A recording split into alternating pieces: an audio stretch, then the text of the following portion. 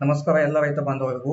ಇವತ್ತಿನ ದಿವಸ ಫೇಸ್ಬುಕ್ ಲೈವ್ನಲ್ಲಿ ಹನಿ ನೀರಾವರಿಯಲ್ಲಿ ಶುಂಠಿಯ ಉತ್ಪಾದನೆ ಮತ್ತು ರಸಗೊಬ್ಬರದ ನಿರ್ವಹಣೆ ತರಬೇತಿಯನ್ನು ವೀಕ್ಷಿಸುತ್ತಿರುವ ಎಲ್ಲ ರೈತ ಬಾಂಧವರಿಗೂ ಮಹೀಂದ್ರ EPC ಇರಿಗೇಷನ್ ಲಿಮಿಟೆಡ್ ಕಂಪನಿಯ ಪರವಾಗಿ ಸ್ವಾಗತವನ್ನು ಕೋರುತ್ತೇನೆ. ನಾನು ಪ್ರಶಾಂತ್ ಕುಮಾರ್ ಅಂಗಡಿ ಅಂತ ಮಹೀಂದ್ರ EPC ಇರಿಗೇಷನ್ ಲಿಮಿಟೆಡ್ ಕಂಪನಿಯಲ್ಲಿ ಬೇಸಾಯ ಶಾಸ್ತ್ರಜ್ಞನಾಗಿ ಕರ್ನಾಟಕ ರಾಜ್ಯಕ್ಕಾಗಿ ಕೆಲಸವನ್ನು ನಿರ್ವಹಿಸುತ್ತೇನೆ. ನಾನು ಮೊದಲು ನಮ್ಮ ಕಂಪನಿಯ ಬಗ್ಗೆ ಸ್ವಲ್ಪ ಮಾಹಿತಿಯನ್ನು ಕೊಡುತ್ತೇನೆ. ಮಹೀಂದ್ರ EPC ಇರಿಗೇಷನ್ ಲಿಮಿಟೆಡ್ ಕಂಪನಿಯು 1986ರಲ್ಲಿ ಮಹಾರಾಷ್ಟ್ರದ ನಾಸಿಕ್ನಲ್ಲಿ ಆರಂಭವಾಯಿತು. ಮಹೀಂದ್ರ ಕಂಪನಿಯಲ್ಲಿ ಈ ಹನಿ ನೀರಾವರಿಯ ಸಲಕರಣೆಗಳಾದ ಗೋಲಾಕಾರದ ಡ್ರಿಪ್ ಲೈನ್, ಚಪ್ಪಟೆಯಾದ ಡ್ರಿಪ್ ಲೈನ್, ತುಂತುರು ನೀರಾವರಿ ಸಲಕರಣೆಗಳು ಮತ್ತು ಸೂಕ್ಷ್ಮ ತುಂತುರು ನೀರಾವರಿ ಸಲಕರಣೆಗಳನ್ನು ಉತ್ಪಾದನೆ ಮಾಡಲಾಗುತ್ತದೆ. ಮಹೀಂದ್ರ EPC ಇರಿಗೇಷನ್ ಲಿಮಿಟೆಡ್ ಕಂಪನಿಯು ರೈತರಿಗೆ ಹನಿ ನೀರಾವರಿಯ ಸಲಕರಣೆಗಳನ್ನು ಒದಗಿಸುವುದಲ್ಲದೆ ಅದರ ಸಲಕರಣೆಗಳ ಮಾಹಿತಿಯನ್ನು ಉಪಯೋಗ ಮತ್ತು ಕಾರ್ಯನಿರ್ವಹಣೆ ಬಗ್ಗೆ ಮಾಹಿತಿಯನ್ನು ಕೊಡುತ್ತದೆ. ಮತ್ತೆ ರೈತರಿಗೆ ಸಲಕರಣೆಗಳ ಅವಶ್ಯವಿದ್ದಾಗ ಅವರ ಮಣ್ಣಿಗೆ ಅನುಗುಣವಾಗಿ, ಬೆಳೆಗೆ ಅನುಗುಣವಾಗಿ, ವಾತಾವರಣಕ್ಕೆ ಅನುಗುಣವಾಗಿ ಮತ್ತು ನೀರಿನ ಮೂಲಕ್ಕೆ ಅನುಗುಣವಾಗಿ ಒಂದು ವಿನ್ಯಾಸವನ್ನು ಮಾಡಿ ಅದರ ಸ್ಥಾಪನೆಯನ್ನು ಮಾಡಿ ಕೊಡಲಾಗುವುದು ಮತ್ತು ರೈತರಿಗೆ ಆಯಾ ಬೆಳೆಯ ಬಗ್ಗೆ ಮಾಹಿತಿಯನ್ನು ಕೊಡಲಾಗುತ್ತದೆ. ಶುಂಠಿಯನ್ನು ಪ್ರಮುಖ ಸಾಂಬಾರು ಬೆಳೆಯಾಗಿ ಭಾರತ ದೇಶದಲ್ಲಿ ಬೆಳೆಯಲಾಗುತ್ತದೆ. ಭಾರತದಲ್ಲಿ 70% ಶುಂಠಿಯನ್ನು ಬೆಳೆಯಲಾಗುತ್ತದೆ. ಕರ್ನಾಟಕ, ಒರಿಸ್ಸಾ, ಅಸ್ಸಾಂ, ಮೇಘಾಲಯ, ಅರುಣಾಚಲ ಪ್ರದೇಶ ಮತ್ತು ಗುಜರಾತ್ ರಾಜ್ಯಗಳಲ್ಲಿ ಶುಂಠಿಯನ್ನು ಬೆಳೆಯಲಾಗುತ್ತದೆ. 2012-13 ಶುಂಠಿಯ ಉತ್ಪಾದನೆಯನ್ನು ಜಗತ್ತಿಗೆ ಹೋಲಿಸಿದಾಗ ಭಾರತ ದೇಶದಲ್ಲಿ 1,57,839 ಹೆಕ್ಟೇರ್ನಲ್ಲಿ 7.45 ಲಕ್ಷ ಟನ್ ಶುಂಠಿಯ ಉತ್ಪಾದನೆಯಾಗಿದೆ. ಶುಂಠಿಯನ್ನು ಒಂದು ವಾಣಿಜ್ಯ ಬೆಳೆಯಾಗಿ ಅದರ ಸುಗಂಧವಾದ ಗಡ್ಡೆಗಳನ್ನು ಸಾಂಬಾರ ಪದಾರ್ಥವಾಗಿ ಮತ್ತು ಔಷಧಿಯ ರೂಪವಾಗಿ ಉಪಯೋಗಿಸಲಾಗುತ್ತದೆ. ಶುಂಠಿಯು ಸಾಮಾನ್ಯವಾಗಿ 30-100 ಸೆಂಟಿಮೀಟರ್ ಎತ್ತರವಾಗಿ ಬೆಳೆಯುತ್ತದೆ. ಅದು ಪ್ರತಿಯೊಂದು ಗಡ್ಡೆಗೆ 10-12 ಎಲೆಗಳು ಇರುತ್ತವೆ. ಅದರ ಗಡ್ಡೆಗಳು ಪ್ರಮುಖ ಪಾತ್ರವನ್ನು ವಹಿಸುತ್ತವೆ. ಶುಂಠಿಯನ್ನು ಸಾಮಾನ್ಯವಾಗಿ 245-260 ದಿವಸಗಳವರೆಗೆ ಬೆಳೆಯಲಾಗುತ್ತದೆ. ಶುಂಠಿ ಬೆಳೆಯಬೇಕಾದರೆ ಮಣ್ಣು ನಾವು ಕೊಟ್ಟಂತಹ ನೀರು ಕೆಳಗೆ ಬಸಿದು ಹೋಗುವಂತಿರಬೇಕು. ಶುಂಠಿಯನ್ನು ಸಾಮಾನ್ಯವಾಗಿ ಮರಳು ಮಿಶ್ರಿತ ಮಣ್ಣಿನಿಂದ ಕಪ್ಪು ಮಣ್ಣಿನಲ್ಲಿ ಬೆಳೆಯಬಹುದು. ಮಣ್ಣಿನ ರಸಸಾರ ಸಾಮಾನ್ಯವಾಗಿ 5.5-7 ಆಗಿರಬೇಕು. ಕೆಲವೊಂದು ಸಲ ಮಣ್ಣಿನ ರಸಸಾರ 5ಕ್ಕಿಂತ ಕಡಿಮೆ ಇದ್ದ ಮಣ್ಣಿನಲ್ಲಿ ನಾವು ಮಣ್ಣಿಗೆ ಕ್ಯಾಲ್ಸಿಯಂ ಮತ್ತು ಡೋಲೋಮೈಟ್ ಅನ್ನು ಕೊಡಬೇಕು. ಆಮೇಲೆ ಮಣ್ಣಿನ ರಸಸಾರ 7ಕ್ಕಿಂತ ಹೆಚ್ಚಿಗೆ ಇದ್ದಾಗ ಆ ಸಂದರ್ಭದಲ್ಲಿ ನಾವು ಮಣ್ಣಿಗೆ ಜಿಪ್ಸಮ್ ಮತ್ತು ಗಂಧಕ ಒಳಗೊಂಡಿರುವ ಗೊಬ್ಬರವನ್ನು ಮಣ್ಣಿಗೆ ಕೊಡಬೇಕು. ಆಮೇಲೆ ಮಣ್ಣಿನಲ್ಲಿ ಇಂಗಾಲ ಮತ್ತು ಸಾರಜನಕದ ಅನುಪಾತ 2 ಮತ್ತು 1 ಆಗಿರಬೇಕು. ಕಪ್ಪು ಮಣ್ಣಿನಲ್ಲಿ ಹೆಚ್ಚು ನೀರು ಹಿಡಿದುಕೊಳ್ಳುವ ಸಾಮರ್ಥ್ಯವಿರುತ್ತದೆ. ಆಮೇಲೆ ಉಸುಕು ಮಿಶ್ರಿತ ಮಣ್ಣಿನಲ್ಲಿ ನೀರು ಹಿಡಿದುಕೊಳ್ಳುವ ಸಾಮರ್ಥ್ಯ ಕಡಿಮೆಯಾಗಿರುತ್ತದೆ. ಇಲ್ಲಿ ಕಡಿಮೆ ಕಾಲಾವಧಿಯಲ್ಲಿ ನಾವು ನೀರನ್ನು ಕೊಡಬೇಕಾಗುತ್ತದೆ.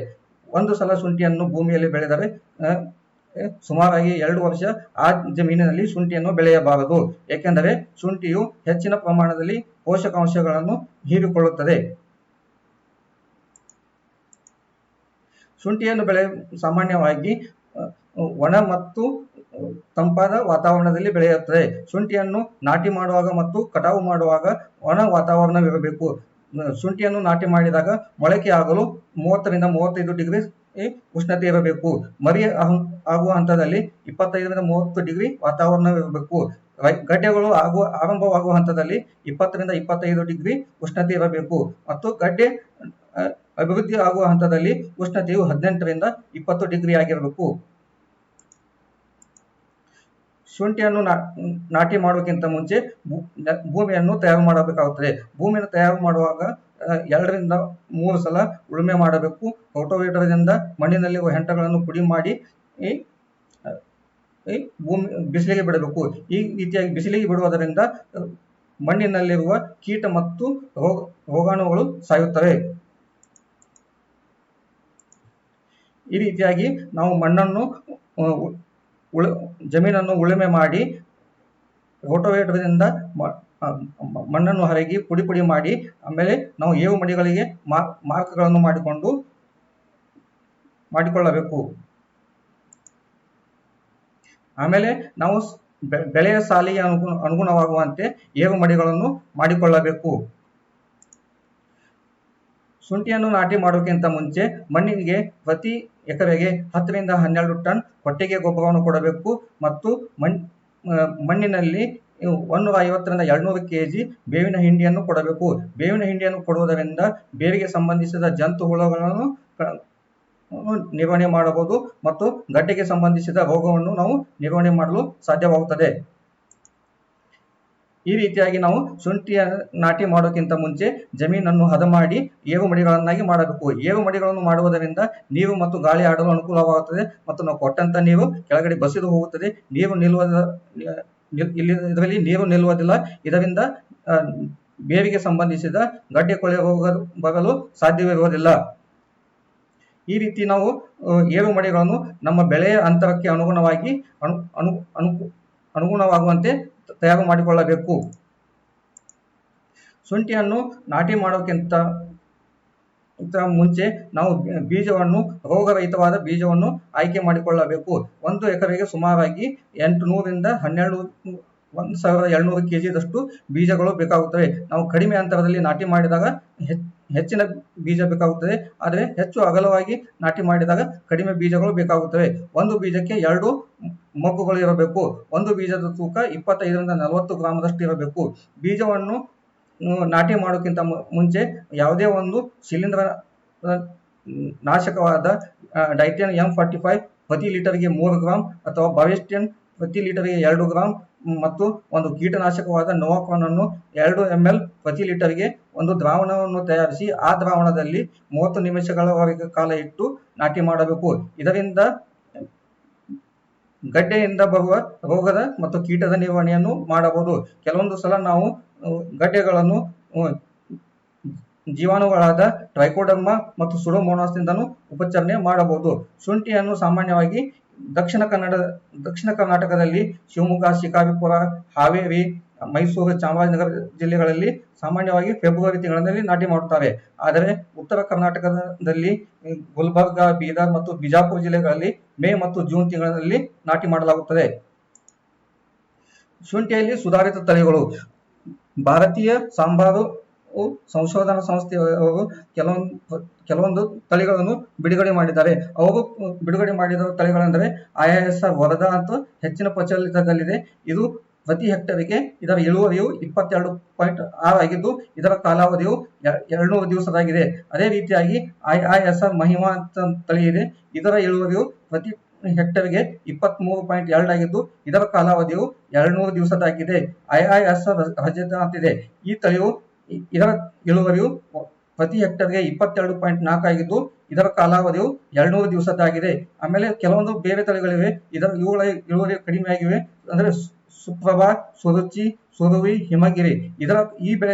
ಈ ತಳಿಗಳ ಕಾಲಾವಧಿಯು 230 ದಿವಸಗಳವರೆಗೆ ಆಗಿದೆ. ಕೆಲವೊಂದು ಸ್ಥಳೀಯ ತಳಿಗಳಿವೆ. ಆ ತಳಿಗಳನ್ನು ಆಯಾ ಪ್ರದೇಶದಿಂದ ಬಂದಿರುವುದರಿಂದ ಆ ಹೆಸರಿನಿಂದ ಕರೆಯಲಾಗುತ್ತದೆ. ಉದಾಹರಣೆಗೆ ಚೈನಾ ಅಂತ ತಳಿ ಇದೆ, ಅದು ಚೈನಾದಿಂದ ಬಂದಿರುವಂತ ತಳಿ. ಆಸಾಂ ಅಂತ ಇದೆ, ಅದು ಆಸಾಂದಿಂದ ಬಂದ ತಳಿ. ಮಹಾರಾಷ್ಟ್ರ ಅಂತಿದೆ, ಇದು ಆಸಾಂದಿಂದ ಬಂದಂತ ತಳಿ. ಹಿಮಾಚಲ ಅಂತ ಇದೆ, ನಾಡಿಯಾ ಅಂತಿದೆ, ರಿಯೋ ಡಿ ಜಾನಿರೋ ಅಂತಿದೆ. ನಮ್ಮ ದಕ್ಷಿಣ ಕರ್ನಾಟಕದಲ್ಲಿ ಹೆಚ್ಚು ಪ್ರಚಲಿತವಾದ ತಳಿ ಅಂದ್ರೆ ಹಿಮಾಚಲ ಮತ್ತು ರಿಯೋ ಡಿ ಜಾನಿರೋ. ಈ ತಳಿಗೆ ರಾಗೋಡಿ ಶುಂಠಿ ಅಂತಾನೂ ಕರೆಯುತ್ತಾರೆ. ರಾಗೋಡಿ ಶುಂಠಿಯ ಇಳುವರಿಯು ಪ್ರತಿ ಹೆಕ್ಟರ್ಗೆ 17.65 ಆಗಿದ್ದು ಇದರ ಕಾಲಾವಧಿಯು 190 ದಿವಸದಾಗಿದೆ. ಆಮೇಲೆ ಹಿಮಾಚಲ ಇದರ ಇಳುವರಿಯು ಕಡಿಮೆ ಆಗಿದ್ದು ಇದರ ಕಾಲಾವಧಿಯು 200 ದಿವಸದಷ್ಟು ಆಗಿದೆ. ಶುಂಠಿಯನ್ನು ಹನಿ ನೀರಾವರಿಯಲ್ಲಿ ಮತ್ತು ತುಂತುರು ನೀರಾವರಿಯಲ್ಲಿ ಮತ್ತು ಕಾಲುವೆ ಮುಖಾಂತರ ನೀರಿನಲ್ಲಿ ಬೆಳೆಯಲಾಗುತ್ತದೆ. ಶುಂಠಿಯನ್ನು ದಕ್ಷಿಣ ಕರ್ನಾಟಕದಲ್ಲಿ ಸಾಮಾನ್ಯವಾಗಿ ಸೂಕ್ಷ್ಮ ತುಂತುರು ನೀರಾವರಿ ವ್ಯವಸ್ಥೆಯಲ್ಲಿ ಬೆಳೆಯಲಾಗುತ್ತದೆ. ಆಯಾ ಸೂಕ್ಷ್ಮ ತುಂತುರು ನೀರಾವರಿಯ ಡಿಸ್ಚಾರ್ಜ್ ಅನುಗುಣವಾಗಿ ಅಂತರಕ್ಕೆ ಅಳವಡಿಸಲಾಗುತ್ತದೆ ಮತ್ತು ಏರು ಮಡಿಗಳನ್ನು ಮಾಡಿ ಶುಂಠಿಯನ್ನು ಬೆಳೆಯಲಾಗುತ್ತದೆ. ಸೂಕ್ಷ್ಮ ತುಂತುರು ನೀರಾವರಿಯಲ್ಲಿ ಮೇನ್ಲೈನ್ ಇರುತ್ತದೆ, ಆಮೇಲೆ ಸಬ್ಲೈನ್ ಇರುತ್ತದೆ. ಅದಕ್ಕೆ ಸಬ್ಲೈನ್ಗೆ ಈ ತರದ 20 mm ಪ್ಲೇನ್ ಲ್ಯಾಟರಲ್ ಅನ್ನು ಜೋಡಿಸಿಕೊಂಡು ಅದಕ್ಕೆ ಒಂದು ಪ್ಲಾಸ್ಟಿಕ್ ಪೈಪ್ ಅನ್ನು ಜೋಡಿಸಿಕೊಂಡು ಒಂದು ರೈಸರ್ ಪೈಪ್ ದಿಂದ ಜೆಟ್ಗಳನ್ನು ಅಥವಾ ಸೂಕ್ಷ್ಮ ತುಂತುರು ನೀರಾವರಿಯನ್ನು ಜೋಡಿಸಿಕೊಂಡು ಬೆಳೆಯಲಾಗುತ್ತದೆ. ಆದರೆ ಉತ್ತರ ಕರ್ನಾಟಕದಲ್ಲಿ ಬೀದರ್, ಗುಲ್ಬರ್ಗ ಜಿಲ್ಲೆಯಲ್ಲಿ ಹನಿ ನೀರಾವರಿ ಪದ್ಧತಿಯನ್ನು ಅಳವಡಿಸಿಕೊಂಡು ಬೆಳೆಯಲಾಗುತ್ತದೆ. ಹನಿ ನೀರಾವರಿ ಎಂದರೆ ನಾವು ನಮ್ಮ ಬೆಳೆಗೆ ಅನುಕೂಲವಾಗುವಂತೆ, ಆಯಾ ವಾತಾವರಣಕ್ಕೆ ಅನುಕೂಲವಾಗುವಂತೆ ಬೆಳೆಗೆ ಬೇಕಾದ ನಿರ್ದಿಷ್ಟ ಪ್ರಮಾಣದ ನೀರನ್ನು ಬೇವಿನ ಸಮೂಹಕ್ಕೆ ಕೊಡುವುದು. ಹನಿ ನೀರಾವರಿಯಿಂದ ಸಾಕಷ್ಟು ಲಾಭಾಂಶಗಳಿವೆ. ಹನಿ ನೀರಾವರಿಯಿಂದ ಮುಖ್ಯವಾಗಿ ನೀರಿನ ಉಳಿತಾಯವಾಗುತ್ತದೆ. ಇದರಿಂದ ಕೆಲವೊಬ್ಬರು 5 ಎಕರೆ ಜಮೀನು ಇರುತ್ತೆ, ಅವರು 5 ಎಕರೆ ಸಾಗುವಳಿ ಮಾಡಕ್ಕೆ ಆಗುವುದಿಲ್ಲ ಕಡಿಮೆ ನೀರಿನಿಂದ. ಅಂತವರು ಹನಿ ನೀರಾವರಿ ಉಪಯೋಗ ಮಾಡುವುದರಿಂದ 20-30% ನೀರಿನ ಉಳಿತಾಯವಾಗುತ್ತದೆ. ಇದರಿಂದ ಅವರು ತಮ್ಮ ಹೆಚ್ಚಿನ ಜಮೀನಿಗೆ ಹನಿ ನೀರಾವರಿ ಮುಖಾಂತರ ನೀರನ್ನು ಒದಗಿಸಬಹುದು. ಇದರಲ್ಲಿ ಕಡಿಮೆ ಒತ್ತಡದ ಮುಖಾಂತರ ನೀರನ್ನು ಒದಗಿಸುವುದರಿಂದ ಕಡಿಮೆ ಖರ್ಚು ಬೇಕಾಗುತ್ತದೆ. ಆಮೇಲೆ ಹನಿ ನೀರಾವರಿ ಮುಖಾಂತರ ನಾವು ಗೊಬ್ಬರವನ್ನು ಕೊಡುವುದರಿಂದ ಆಳಿನ ಖರ್ಚಿನಲ್ಲಿ ಕಡಿಮೆ ಮಾಡಬಹುದು. ಆಮೇಲೆ ಕಡಿಮೆ ಪ್ರಮಾಣದಲ್ಲಿ ಗೊಬ್ಬರ ಬೇಕಾಗುತ್ತದೆ. ಹೆಚ್ಚಿನ ಪ್ರಮಾಣದ ಸಾಮರ್ಥ್ಯದಿಂದ ನಾವು ಗೊಬ್ಬರವನ್ನು ಉಪಯೋಗಿಸುತ್ತೇವೆ. ಹನಿ ನೀರಾವರಿಯಲ್ಲಿ ಕಳೆಗಳ ಸಮಸ್ಯೆ ಇರುವುದಿಲ್ಲ. ಇದರಿಂದ ಆಳಿನ ಖರ್ಚಿನಲ್ಲಿ ನಾವು ಕಡಿಮೆ ಮಾಡಬಹುದು. ಹನಿ ನೀರಾವರಿಯಲ್ಲಿ ನಾವು ಒಂದೇ ಸಮನಾದ ನೀರು ಮತ್ತು ಗೊಬ್ಬರವನ್ನು ಬೆಳೆಗೆ ಕೊಡುವುದರಿಂದ ಒಂದೇ ಸಮನಾದ ಒಳ್ಳೆಯ ಗುಣಮಟ್ಟದ ಇಳುವರಿಯನ್ನು ಪಡೆಯಲು ಸಾಧ್ಯವಿದೆ. ಈ ಚಿತ್ರದಲ್ಲಿ ಮಣ್ಣು, ನೀರು ಮತ್ತು ಬೆಳೆಯ ಸಂಬಂಧವನ್ನು ತೋರಿಸುತ್ತದೆ. ಸಾಮಾನ್ಯವಾಗಿ ನಾವು ಕಾಲುವೆ ಮುಖಾಂತರ ನೀರು ಅಥವಾ ತುಂತುರು ನೀರಾವರಿ ಮುಖಾಂತರ 6 ದಿವಸಕ್ಕೊಮ್ಮೆ ನೀರು ಕೊಡುತ್ತೇವೆ ಅಂತ ತಿಳಿದುಕೊಳ್ಳಿ. ನಾವು ಮೊದಲನೇ ದಿವಸ ನೀರು ಕೊಟ್ಟಾಗ, ಹೆಚ್ಚಿನ ಪ್ರಮಾಣದಲ್ಲಿ ನೀರನ್ನು ಕೊಟ್ಟಾಗ ಮಣ್ಣಿನಲ್ಲಿರುವ ಕಣಗಳು ತುಂಬಿ ಕೆಳಗೆ ಬಸಿದು ಹೋಗುತ್ತವೆ. ಈ ಹಂತದಲ್ಲಿ ಬೆಳೆಗೆ ನೀರನ್ನು ತಗೊಳ್ಳಕ್ಕೆ ಆಗುವುದಿಲ್ಲ. ಈ ಹಂತದಲ್ಲಿ ಹೆಚ್ಚಿನ ಪ್ರಮಾಣದಲ್ಲಿ ನೀರು ಇರುವುದರಿಂದ ಬೆಳೆಯ ಬೇರುಗಳಿಗೆ ಉಸಿರಾಟ ಮಾಡೋಕ್ಕಾಗುವುದಿಲ್ಲ ಅಂದ್ರೆ, ಈಗ ಕೊರೋನಾ ವೈರಸ್ ಅಟ್ಯಾಕ್ ಆದಾಗ ಆಕ್ಸಿಜನ್ ಕೊರತೆ ಯಾವ ತರ ಆಗುತ್ತೆ, ಅದೇ ರೀತಿಯಾಗಿ ಬೆಳೆಗೂ ಸಮಸ್ಯೆಯಾಗಿ ಈ ಹಂತದಲ್ಲಿ ತನ್ನ ಕಾರ್ಯಚಟುವಟಿಕೆಯಾದ ದ್ಯುತಿ ಸಂಶ್ಲೇಷಣ ಕ್ರಿಯೆಯನ್ನು ಮಾಡಲು ಸಾಧ್ಯವಾಗುವುದಿಲ್ಲ. ಈ ಹಂತದಲ್ಲಿ ಬೆಳೆಗೆ ಸರಿಯಾಗಿ ನೀರು ಸಿಗುವುದಿಲ್ಲ. ಆಮೇಲೆ 3 ಮತ್ತು 4ನೇ ದಿವಸದಲ್ಲಿ ಮಣ್ಣಿನ ಕಣಗಳಲ್ಲಿ ನಿರ್ದಿಷ್ಟ ಪ್ರಮಾಣದಲ್ಲಿ ಎಷ್ಟು ಬೇಕೋ ಅಷ್ಟೇ ತೇವಾಂಶ ಇರುತ್ತದೆ. ಈ ಹಂತದಲ್ಲಿ ಬೆಳೆಯು ಸಮೃದ್ಧಿಯಾಗಿ ಬೆಳೆಯಲು ಅನುಕೂಲವಾಗುತ್ತದೆ. ಇದಾದ ಮೇಲೆ 5 ಮತ್ತು 6ನೇ ದಿವಸದಲ್ಲಿ ಮಣ್ಣಿನಲ್ಲಿ ತೇವಾಂಶ ಇರುತ್ತದೆ. ಈ ತೇವಾಂಶವನ್ನು ಬೆಳೆಗೆ ಹೀರಿಕೊಳ್ಳಲು ಅನುಕೂಲವಾಗುವುದಿಲ್ಲ. ಅಂದ್ರೆ ಈ 6 ದಿನದ ಒಂದು ಚಕ್ರದಲ್ಲಿ ಮೊದಲನೇ 2 ದಿವಸ ಬೆಳೆಗೆ ನೀರು ಸಿಗುವುದಿಲ್ಲ ಮತ್ತು ಕೊನೆ 2 ದಿವಸ ನೀರು ಸಿಗುವುದಿಲ್ಲ. ನಡುವಿನ 3 ಮತ್ತು 4ನೇ ದಿವಸದಲ್ಲಿ ನೀರು ಸಿಗುತ್ತದೆ. ಆದರೆ ನಾವು ಹನಿ ನೀರಾವರಿ ಮುಖಾಂತರ ನೀರನ್ನು ಕೊಟ್ಟಾಗ ಪ್ರತಿ ದಿವಸವನ್ನು ನಾವು ನಿರ್ದಿಷ್ಟ ಪ್ರಮಾಣದ ಕ್ಷೇತ್ರ ಕ್ಷಮತೆಯನ್ನು ಕಾಪಾಡಿಕೊಂಡು ಬೆಳೆಯಲು ಸಾಧ್ಯವಿದೆ. ನಾವು ಒಂದು ಬೆಳೆಯನ್ನು ಬೆಳೆಯಬೇಕಾದ್ರೆ ಆ ಮಣ್ಣಿನಲ್ಲಿ 45% ಖನಿಜಾಂಶ ಇರಬೇಕು, 25% ನೀರು ಇರಬೇಕು, 25% ಗಾಳಿ ಇರಬೇಕು ಮತ್ತು 5% ಸಾವಯವ ಪದಾರ್ಥ ಇರಬೇಕು.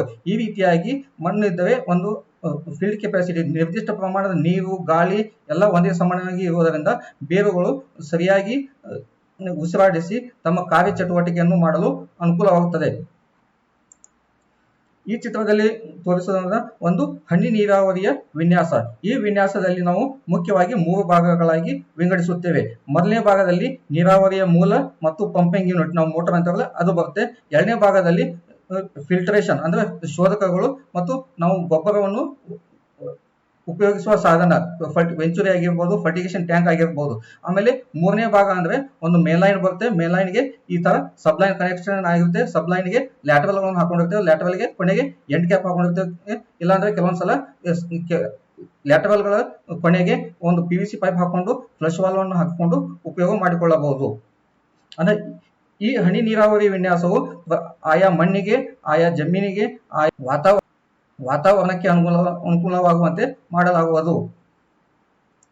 ಹನಿ ನೀರಾವರಿಯಲ್ಲಿ ಶೋಧಕಗಳು ಬರ್ತವೆ. ಶೋಧಕಗಳು ಅಂದ್ರೆ ಪ್ರೈಮರಿ ಫಿಲ್ಟರ್ಸ್, ಅಂದ್ರೆ ಮರಳು ಶೋಧಕ, ಸ್ಯಾಂಡ್ ಫಿಲ್ಟರ್ಸ್ ಅಂತೀವಲ್ಲ, ಆ ಶೋಧಕವನ್ನು ನಾವು ನದಿಯಿಂದ ನೀರಾವರಿ ಮಾಡುತ್ತಿದ್ದರೆ, ಬಾವಿಯಿಂದ ನೀರಾವರಿ ಮಾಡುತ್ತಿದ್ದರೆ, ಆಮೇಲೆ ಕೃಷಿ ಹೊಂಡದಿಂದ ನಾವು ನೀರನ್ನು ಉಪಯೋಗಿಸುತ್ತಿದ್ದರೆ ಅಂತ ಒಂದು ಪರಿಸ್ಥಿತಿಯಲ್ಲಿ ಈ ಸ್ಯಾಂಡ್ ಫಿಲ್ಟರ್ ಅನ್ನು ಉಪಯೋಗಿಸಬೇಕು. ಆಮೇಲೆ ಡಿಸ್ಕ್ ಫಿಲ್ಟರ್ ಅಂತ ಬರುತ್ತೆ. ಡಿಸ್ಕ್ ಫಿಲ್ಟರ್ ಅನ್ನು ಇದು ಸೆಕೆಂಡರಿ ಫಿಲ್ಟರ್ ಆಗಿ ಉಪಯೋಗ ಮಾಡ್ತಾರೆ. ಅಂದ್ರೆ ನೀವು ಕೃಷಿ ಹೊಂಡದಿಂದ ಶೋಧನೆ ಮಾಡಿದಾಗ ಕೆಲವೊಂದು ಪಾಚಿ ಅಂತ ಪದಾರ್ಥಗಳು ಪಾಸ್ ಆಗಿ ಬರ್ತವೆ. ಅಂತ ಪದಾರ್ಥಗಳು ಮತ್ತೆ ಶೋಧನೆ ಮಾಡಲು ಈ ಡಿಸ್ಕ್ ಫಿಲ್ಟರ್ ಅನ್ನು ಉಪಯೋಗ ಮಾಡಬೇಕು. ಆಮೇಲೆ ಸ್ಕ್ರೀನ್ ಫಿಲ್ಟರ್ ಅಂತ ಬರ್ತದೆ. ಸ್ಕ್ರೀನ್ ಫಿಲ್ಟರ್ ಅನ್ನ ಅಂದ್ರೆ ಇದನ್ನು ನಾವು ನೀರಿನಲ್ಲಿ ಬರುವ ಕಶ್ಮಲಗಳಾದ ಎಲೆ ಮತ್ತು ಕಡ್ಡಿಗಳನ್ನು ಶೋಧನೆ ಮಾಡಲು ಉಪಯೋಗಿಸಲಾಗುತ್ತದೆ. ಆಮೇಲೆ ಹೈಡ್ರೋಸೈಕ್ಲೋನ್ ಫಿಲ್ಟರ್ ಅಂತ ಬರುತ್ತೆ.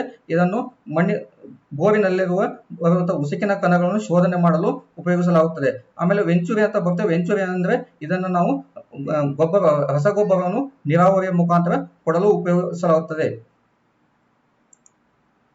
ನಮ್ಮ ಕಂಪನಿಯಲ್ಲಿ ಇನ್ಲೈನ್ ಲ್ಯಾಟರಲ್ ಬರ್ತವೆ ಮತ್ತು ಪ್ಲೇನ್ ಲ್ಯಾಟರಲ್ ಬರ್ತವೆ. ಇನ್ಲೈನ್ ಲ್ಯಾಟರಲ್ ಅಂದ್ರೆ ಈ ತರ ಗೋಲಾಕಾರದ ಲ್ಯಾಟರಲ್ ಆಗಿರುತ್ತವೆ. ಆಮೇಲೆ ಚಪ್ಪಟೆ ಆಕಾರದ ಲ್ಯಾಟರಲ್ ಆಗಿರುತ್ತವೆ.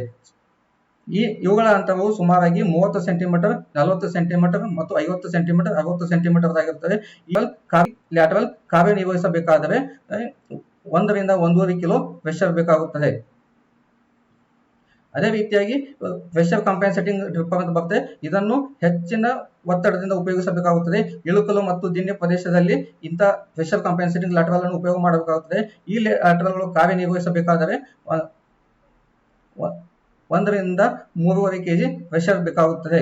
ಇದು ಪ್ಲೇನ್ ಲ್ಯಾಟರಲ್. ಇನ್ಲೈನ್ ಸಾಮಾನ್ಯವಾದ ಲ್ಯಾಟರಲ್ ಪ್ರತಿ ಗಂಟೆಗೆ 2 ಲೀಟರ್ ಮತ್ತು 4 ಲೀಟರ್ ಡಿಸ್ಚಾರ್ಜ್ ಆಗುತ್ತದೆ. ಅವುಗಳ ಅಂತರ ಅಂದ್ರೆ ಡ್ರಿಪ್ಪರ್ಗಳ ಅಂತರವನ್ನು ಆಯಾ ಮಣ್ಣಿಗೆ ಅನುಗುಣವಾಗುವಂತೆ ನಾವು ಉಪಯೋಗ ಮಾಡಿಕೊಳ್ಳಬೇಕು. ಆಮೇಲೆ ಸಬ್ಸಿಡಿ ರಹಿತ ಅಂದ್ರೆ ಕಡಿಮೆ ಖರ್ಚಿನಲ್ಲಿ ನಾವು ಹನಿ ನೀರಾವರಿ ಮಾಡ್ಕೊಳ್ಳಬೇಕಾದ್ರೆ ಸಬ್ಸಿಡಿ ರಹಿತ ಲ್ಯಾಟರಲ್ಗಳು ಲಭ್ಯವಾಗಿರುತ್ತವೆ. ಅಂದ್ರೆ 12 mil ದಪ್ಪವಾಗಿರುವ ಲ್ಯಾಟರಲ್ ಅಂದ್ರೆ 0.3 mm ಥಿಕ್ನೆಸ್ ಇರುತ್ತೆ. ಆಮೇಲೆ 16 mil ಲ್ಯಾಟರಲ್ ಅಂದ್ರೆ 0.45 mm ಥಿಕ್ನೆಸ್ ಇರುತ್ತೆ. ಆಮೇಲೆ ಕ್ಲಾಸ್ 1 ಅಂತ ಬರುತ್ತೆ. ಕ್ಲಾಸ್ 1 ಅಂದ್ರೆ 0.5 ರಿಂದ 0.6 mm ಥಿಕ್ನೆಸ್ ಬರುತ್ತೆ. ಈ ತರ ಬೇರೆ ಬೇರೆಯಾದ ದಪ್ಪ ಆಕಾರಗಳು ಕಡಿಮೆ ಖರ್ಚಿನಲ್ಲಿ ನಾವು ಉಪಯೋಗ ಮಾಡಿಕೊಂಡು ಹನಿ ನೀರಾವರಿಯ ಉಪಯೋಗವನ್ನು ಮಾಡಿಕೊಳ್ಳಬೇಕು. ಆದರೆ ಸಬ್ಸಿಡಿಯಲ್ಲಿ ಬರುವಂತಹ ಲ್ಯಾಟರಲ್ ಕ್ಲಾಸ್ 2 ಮತ್ತು ಕ್ಲಾಸ್ 3 ಆಗಿರುತ್ತದೆ. ಆಮೇಲೆ ಇನ್ಲೈನ್ ಲ್ಯಾಟರಲ್ಗಳು ಸುಮಾರಾಗಿ 12 mm ಸುತ್ತಳತೆ, 16 mm ಸುತ್ತಳತೆ ಮತ್ತು 20 mm ಸುತ್ತಳತೆಯಲ್ಲಿ ಲಭ್ಯವಿರುತ್ತವೆ. ಹನಿ ನೀರಾವರಿಯಿಂದ ನಾವು ಒಂದೇ ಸಮನಾದ ನೀರು ಮತ್ತು ಬೆಳೆಗೆ ಬೇಕಾದ ಪೋಷಕಾಂಶಗಳು ಮತ್ತು ಬೆಳೆಗೆ ಬೇಕಾದ ರಾಸಾಯನಿಕಗಳನ್ನು ಸರಿಯಾದ ಸ್ಥಳದಲ್ಲಿ ಕೊಡಬಹುದು, ಸರಿಯಾದ ಪ್ರಮಾಣದಲ್ಲಿ ಕೊಡಬಹುದು. ಇದರಿಂದ ಹೆಚ್ಚಿನ ಸಾಮರ್ಥ್ಯದಲ್ಲಿ ನಾವು ಉಪಯೋಗ ಮಾಡಲು ಸಾಧ್ಯವಿದೆ. ಇದರಿಂದ ನಾವು ಹೆಚ್ಚಿನ ಉತ್ಪಾದನೆಯನ್ನು ಮತ್ತು ಒಳ್ಳೆಯ ಗುಣಮಟ್ಟದ ಇಳುವರಿಯನ್ನು ಪಡೆಯಲು ಸಾಧ್ಯವಿದೆ.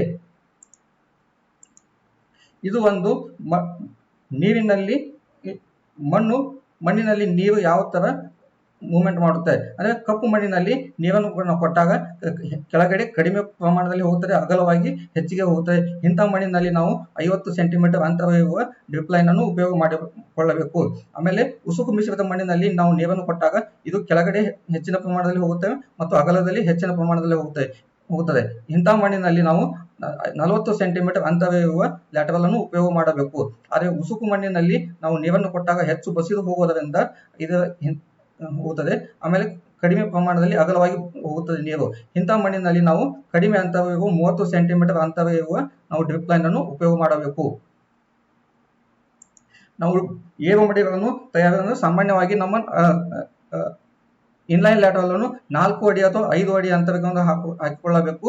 ಹಾಕಿಕೊಂಡಾಗ ಏರು ಮಡಿಯನ್ನು 2.5 ರಿಂದ 3 ಅಡಿ ಅಗಲವಾಗಿರಬೇಕು. ಆಮೇಲೆ 10 ರಿಂದ 15 ಸೆಂಟಿಮೀಟರ್ ಎತ್ತರವಾಗಿರಬೇಕು. ಇಂಥ ಮಡಿಗಳನ್ನು ಮಾಡಿಕೊಂಡು ನಾವು ಲ್ಯಾಟರಲ್ ಅನ್ನು ಹಾಕಿಕೊಂಡು ಈ ಏರು ಮಡಿಗಳಲ್ಲಿ ನಾವು ಶುಂಠಿಯ ಬಿತ್ತನೆಯನ್ನು ಮಾಡಬೇಕು. ಶುಂಠಿಯ ಬಿತ್ತನೆಯನ್ನು 2 ಸಾಲುಗಳ ನಡುವೆ ಜೋಡು ಸಾಲು ಪದ್ಧತಿಯಲ್ಲಿ ಮಾಡಿದಾಗ 2 ಸಾಲುಗಳ ನಡುವೆ 40 ಸೆಂಟಿಮೀಟರ್ ಅಂತರ ಇರಬೇಕು ಮತ್ತು ಬೀಜದಿಂದ ಬೀಜ 20 ಸೆಂಟಿಮೀಟರ್ ಆಗಿರಬೇಕು. ಅಂದ್ರೆ ಒಂದು ಬೀಜವನ್ನು ಒಂದು ಲ್ಯಾಟರಲ್ ನಿಂದ ನಾವು 20 ಸೆಂಟಿಮೀಟರ್ ಕಡಿಮೆ ಅಂತರದಲ್ಲಿ ನಾಟಿ ಮಾಡಬೇಕು. ನಾವು ಹೆಚ್ಚು ದೂರ ನಾಟಿ ಮಾಡಿದಾಗ ಹೆಚ್ಚು ಪ್ರಮಾಣದಲ್ಲಿ ನೀರು ಕೊಡಬೇಕಾಗುತ್ತದೆ. ಇದರಿಂದ ಹೆಚ್ಚು ಪ್ರಮಾಣದಲ್ಲಿ ನೀರು ಕೊಟ್ಟಾಗ ಬೇರಿಗೆ ಸಂಬಂಧಿಸಿದ ಗಡ್ಡೆ ಕೊಳೆ ರೋಗ ಬರುವ ಸಾಧ್ಯತೆ ಹೆಚ್ಚಿಗೆ ಇರುತ್ತದೆ. ಈ ರೀತಿಯಾಗಿ ಈ ಚಿತ್ರದಲ್ಲಿ ತೋರಿಸಿರುವಂತೆ 3 ಅಡಿ ಮಡಿಗಳನ್ನು ಮಾಡಿಕೊಂಡು ಜೋಡು ಸಾಲು ಪದ್ಧತಿಯಲ್ಲಿ ನಾಟಿ ಮಾಡಿದ ನಂತರ ಸರಿಯಾದ ಪ್ರಮಾಣದಲ್ಲಿ ನೀರು ಕೊಡುವುದರಿಂದ ನಾವು ಚೆನ್ನಾಗಿ ಹೆಚ್ಚಿನ ಆರೋಗ್ಯವಂತ ಸಸಿಗಳನ್ನು, ಮೊಳಕೆಯಾದ ಸಸಿಗಳನ್ನು ಕಾಣಬಹುದು. ಹನಿ ನೀರಾವರಿಯಲ್ಲಿ ಬರುವ ವಿಚಾರಗಳೆಂದರೆ ಇರಿಗೇಷನ್ ಶೆಡ್ಯೂಲಿಂಗ್ ಅಂತ ಬರುತ್ತೆ, ಆಮೇಲೆ ರಸಾವರಿ ಅಂತ ಬರುತ್ತೆ. ಇರಿಗೇಷನ್ ಶೆಡ್ಯೂಲಿಂಗ್ ಅಂದ್ರೆ ನಾವು ನೀರನ್ನು ಎಲ್ಲಿ ಕೊಡಬೇಕು ಮತ್ತು ನೀರನ್ನು ಯಾವಾಗ ಕೊಡಬೇಕು ಮತ್ತು ನೀರನ್ನು ನಾವು ಎಷ್ಟು ಪ್ರಮಾಣದಲ್ಲಿ ಬೆಳೆಗೆ ಕೊಡಬೇಕು. ನಾವು ಬೆಳೆಗೆ ನೀರನ್ನು ಯಾವಾಗ ಕೊಡಬೇಕಂದ್ರೆ ನಾವು ಸಾಮಾನ್ಯವಾಗಿ ಭೂಮಿ ಉಳುಮೆಯನ್ನು 45 ಸೆಂಟಿಮೀಟರ್ದಷ್ಟು ಕೆಳಗಡೆ ಉಳುಮೆ ಮಾಡಿರ್ತೇವೆ. ಅದರ ಅರ್ಧದಷ್ಟು ಅಂದ್ರೆ 6ರಿಂದ 8 ಇಂಚು ಕೆಳಗಡೆ ಮಣ್ಣನ್ನು ತೆಗೆದು ಪರೀಕ್ಷೆ ಮಾಡಬೇಕು. ನಾವು ಆ ಮಣ್ಣನ್ನು ತಗೊಂಡು ಹೆಚ್ಚಿನ ನೀರಿನ ಅಂಶ ಅಂದ್ರೆ 1ನೇ ಚಿತ್ರದಲ್ಲಿ ತೋರಿಸಿರುವಂತೆ ಹೆಚ್ಚಿನ ತೇವಾಂಶ ಇದ್ದಾಗ ಮುದ್ದೆ ಆಗುವುದಿಲ್ಲ. ಅದೇ ರೀತಿಯಾಗಿ ಮಣ್ಣಿನಲ್ಲಿ ತೇವಾಂಶ ಕಡಿಮೆ ಇದ್ದರೆ ಈ ತರ ಒಣಗಿದ ತರ ಕಾಣುತ್ತದೆ. ಅವಾಗ ಒಣಗಿದ ತರ ಕಾಣಿದಾಗ ನೀರಿನ ಅವಶ್ಯಕತೆ ಇರುತ್ತದೆ. ಆಮೇಲೆ 1ನೇ ಚಿತ್ರದಲ್ಲಿ ತೋರಿಸಿದಾಗ ಹೆಚ್ಚು ನೀರು ಇರುವುದರಿಂದ ಇಲ್ಲಿ ಬೆಳೆಗೆ ನೀರು ಕೊಡುವ ಅವಶ್ಯಕತೆ ಇರುವುದಿಲ್ಲ. ಆಮೇಲೆ ಕೊನೆಯ ಚಿತ್ರದಲ್ಲಿ ಅಂದ್ರೆ ನಾವು ಮಣ್ಣನ್ನು ತಗೊಂಡು ಮುದ್ದೆ ಮಾಡಿದಾಗ ಒಂದು ಮುದ್ದೆ ಆಗುತ್ತದೆ. ಇಂತಹ ಒಂದು ಮುದ್ದೆ ಆದರೆ ನೀರು ಸಫಿಶಿಯಂಟ್ ಆಗಿದೆ ಅಂತ ತಿಳ್ಕೋಬೇಕು. ಇಂಥ ಒಂದು ಪರಿಸ್ಥಿತಿಯಲ್ಲಿ ಬೆಳೆಗೆ ನೀರು ಕೊಡುವ ಅವಶ್ಯಕತೆ ಇರುವುದಿಲ್ಲ. ಅಂದ್ರೆ ಈ ಮುದ್ದೆ ಆದರೆ ಮಣ್ಣು ಒಂದು ಕ್ಷೇತ್ರ ಕ್ಷಮತೆಯಲ್ಲಿ ಇದೆ ಅಂತ ತಿಳ್ಕೊಳ್ಳಬೇಕು. ನಾವು ಯಾವ ಪ್ರದೇಶದಲ್ಲಿ ನೀರು ಕೊಡಬೇಕಂದ್ರೆ ಬೇವಿನ ಸಮೂಹ ನೋಡಿದಾಗ ಸುಮಾರಾಗಿ ಕೆಳಗಿನ 20 ಸೆಂಟಿಮೀಟರ್ ಅಂತರದಲ್ಲಿ ನಾವು ಹೆಚ್ಚಿನ ಪ್ರತಿಶತದಷ್ಟು ಬೇರನ್ನು ಕಾಣಬಹುದು. ಅಂದ್ರೆ ನಾವು ಇಂಥ ಪ್ರದೇಶಕ್ಕೆ ನಾವು ನೀರು ಮತ್ತು ರಸಗೊಬ್ಬರಗಳನ್ನು ಕೊಡುವುದರಿಂದ ಹೆಚ್ಚಿನ ಲಾಭಾಂಶವಿದೆ. ಆಮೇಲೆ ಬೇವಿನ ಕೆಳಗಡೆ ಹೋದ ಹಾಗೆ ಅಲ್ಲಿ ಕಡಿಮೆ ಪ್ರಮಾಣದಲ್ಲಿ ಬೇವಿನ ಸಮೂಹ ಇರ್ತದೆ. ಅಲ್ಲಿ ನಾವು ನೀರು ಮತ್ತು ಕಡಿಮೆ ಪ್ರಮಾಣದಲ್ಲಿ ಕೊಡಬೇಕು. ನಾವು ಹೆಚ್ಚು ನೀರು ಕೊಟ್ಟಾಗ ಪೋಷಕಾಂಶಗಳು ನೀರಿನ ಜೊತೆಗೆ ಬಸಿದು ಹೋಗುವುದರಿಂದ ಯಾವುದೇ ಲಾಭಾಂಶವಾಗುವುದಿಲ್ಲ, ಇದರಿಂದ ನಷ್ಟವಾಗುತ್ತದೆ.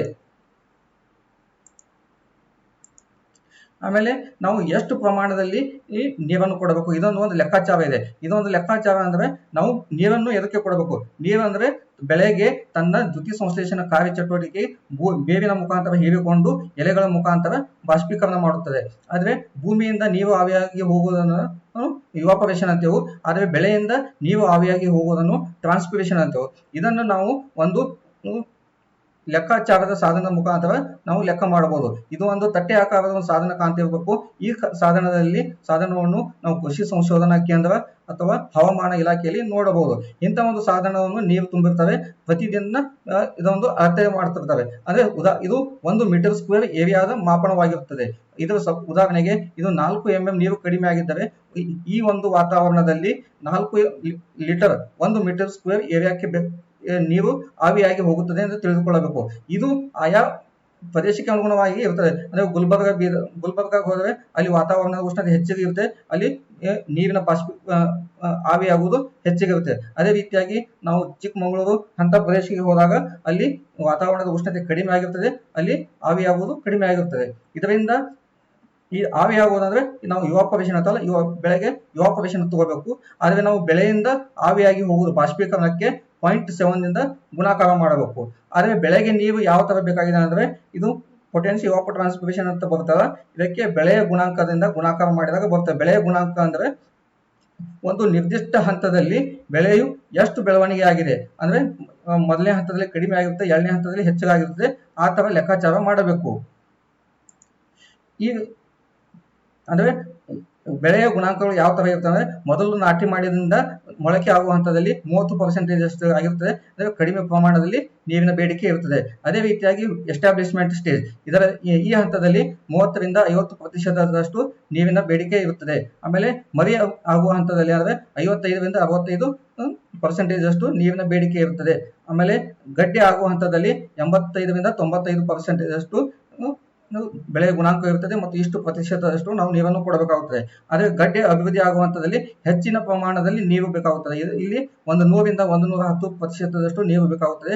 ಆದರೆ ಗಡ್ಡೆ ಮಾಗುವ ಹಂತದಲ್ಲಿ ನೀರಿನ ಬೇಡಿಕೆ ಕಡಿಮೆ ಆಗುತ್ತದೆ. ಯಾಕಂದ್ರೆ ಬೆಳೆಯ ತನ್ನ ಕೊನೆಯ ಕಾಲಾವಧಿಗೆ ಬಂದಿರುತ್ತದೆ, ಅವಾಗ ನೀರಿನ ಬೇಡಿಕೆ ಕಡಿಮೆ ಆಗುತ್ತದೆ. ಅಂದ್ರೆ ಬೆಳೆಯನ್ನು ನಾಟಿ ಮಾಡಿದಾಗ ಹಂತವಾಗಿ ನೀರಿನ ಬೇಡಿಕೆ ಹೆಚ್ಚಾಗುತ್ತಾ ಹೋಗುತ್ತದೆ ಮತ್ತು ಕೊನೆಗೆ ಕಡಿಮೆ ಆಗುತ್ತದೆ. ಈ ಪ್ರಕಾರ ನಾವು ಬೆಳೆಯ ಗುಣಾಂಕವನ್ನು ಗಣನೆಗೆ ತೆಗೆದುಕೊಳ್ಳಬೇಕು.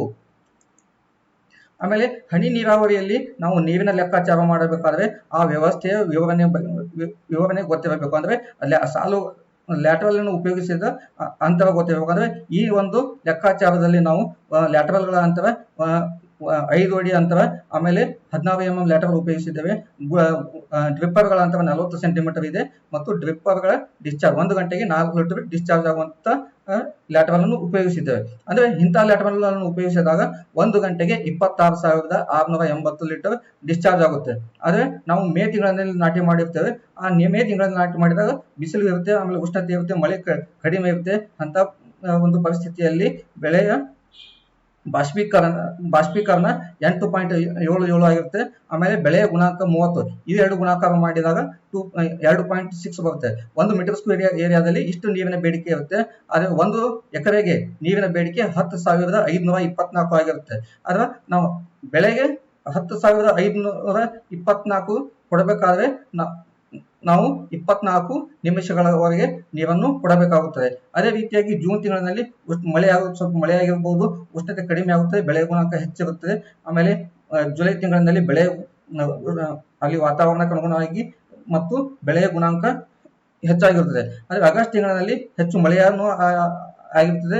ಆಮೇಲೆ ಬೆಳೆಯ ಗುಣಾಂಕ ತನ್ನ ಟಿಲರಿಂಗ್ ಸ್ಟೇಜ್ ಬಂದಿರುತ್ತದೆ. ಆಮೇಲೆ ಸೆಪ್ಟೆಂಬರ್ ತಿಂಗಳಿನಲ್ಲಿ ಗಡ್ಡೆ ಆರಂಭವಾಗುವ ಹಂತದಲ್ಲಿ ಇರುತ್ತೆ. ಅವಾಗ ನೀರಿನ ಬೇಡಿಕೆ, ಬೆಳೆಯ ಗುಣಾಂಕ ಹೆಚ್ಚಾಗುತ್ತದೆ. ಆಮೇಲೆ ಅಕ್ಟೋಬರ್ ತಿಂಗಳಿನಲ್ಲಿ ಮತ್ತೆ ಬೆಳೆಯ ಗುಣಾಂಕ ಹೆಚ್ಚಾಗುತ್ತದೆ. ನವೆಂಬರ್ ತಿಂಗಳಿನಲ್ಲಿ ಗಡ್ಡೆಗಳು ಆರಂಭವಾಗುವ ಹಂತ ಇರುತ್ತದೆ. ಆಮೇಲೆ ಡಿಸೆಂಬರ್ ತಿಂಗಳಿನಲ್ಲಿ ಗಡ್ಡೆಗಳು ಆರಂಭವಾಗುವ ಹಂತ ಇರುತ್ತದೆ. ಜನವರಿ ತಿಂಗಳಿನಲ್ಲಿ ಗಡ್ಡೆಗಳು ಮಾಗುವ ಹಂತ ಬಂದಿರುತ್ತದೆ. ಆವಾಗ ನೀರಿನ ಬೇಡಿಕೆ ಹಂತ ಹಂತವಾಗಿ ಕಡಿಮೆ ಆಗುತ್ತದೆ. ಆಯಾ ಬೆಳವಣಿಗೆ ಹಂತ ಹಂತವಾಗಿ ನಾವು ಹನಿ ನೀರಾವರಿಯಲ್ಲಿ ನೀರು ಕೊಡಲು ಸಾಧ್ಯ. ಈ ರೀತಿಯಾಗಿ ನಾವು ಬೆಳೆಗೆ ಎಷ್ಟು ನೀರು ಬೇಕು ಅಂತ ನಿಗದಿ ಮಾಡಿಕೊಳ್ಳಬೇಕು. ಈ ಒಂದು ಲೆಕ್ಕಾಚಾರವು ಆಯಾ ಮಣ್ಣಿಗೆ ಅನುಗುಣವಾಗಿ, ಆಯಾ ವಾತಾವರಣಕ್ಕೆ ಅನುಗುಣವಾಗಿ ಬೇರೆ ಬೇರೆಯಾಗಿರುತ್ತದೆ. ಆಮೇಲೆ ಹನಿ ನೀರಾವರಿಯಲ್ಲಿ ಬರುವಂತ ಇನ್ನೊಂದು ವಿಚಾರ ಅಂದ್ರೆ ರಸಾವರಿ. ರಸಾವರಿ ಅಂದ್ರೆ ನಮ್ಮ ಬೆಳೆಗೆ ಬೇಕಾದಂತ ಆಯಾ ಬೆಳವಣಿಗೆ ಹಂತಕ್ಕನುಗುಣವಾಗಿ ರಸಗೊಬ್ಬರಗಳನ್ನು ಹನಿ ನೀರಾವರಿ ಮುಖಾಂತರ ಪೂರೈಸುವುದಕ್ಕೆ ರಸಾವರಿ ಅಂತಾರೆ. ರಸಾವರಿ ಮಾಡುವುದರಿಂದ ಬೆಳೆಯ ಉತ್ಪಾದನೆ ಹೆಚ್ಚಾಗುತ್ತದೆ, ಒಳ್ಳೆಯ ಗುಣಮಟ್ಟದ ಇಳುವರಿಯನ್ನು ನಾವು ನಿರೀಕ್ಷಿಸಬಹುದು. ಆಮೇಲೆ ರಸಾವರಿ ಮಾಡುವುದರಿಂದ ಜೌಳು ಭೂಮಿ, ಬಂಜರು ಭೂಮಿ ಅಂತ ಮಣ್ಣಿನಲ್ಲಿ ಆಮ್ಲೀಯವಾದ ರಸಗೊಬ್ಬರಗಳನ್ನು ಉಪಯೋಗ ಮಾಡಿಕೊಂಡು ಸಾಗುವಳಿಯನ್ನು ಮಾಡಲು ಸಾಧ್ಯವಾಗಿರುತ್ತದೆ. ಆಮೇಲೆ ಈ ರಸಾವರಿಯಲ್ಲಿ ಎಷ್ಟು ಪ್ರಮಾಣದಲ್ಲಿ ಗೊಬ್ಬರ ಬೇಕು, ಆಮೇಲೆ ಸರಿಯಾದ ಪ್ರಮಾಣದ ಗೊಬ್ಬರವನ್ನು ಬೇವಿನ ಸಮೂಹಕ್ಕೆ ಕೊಡಬಹುದು.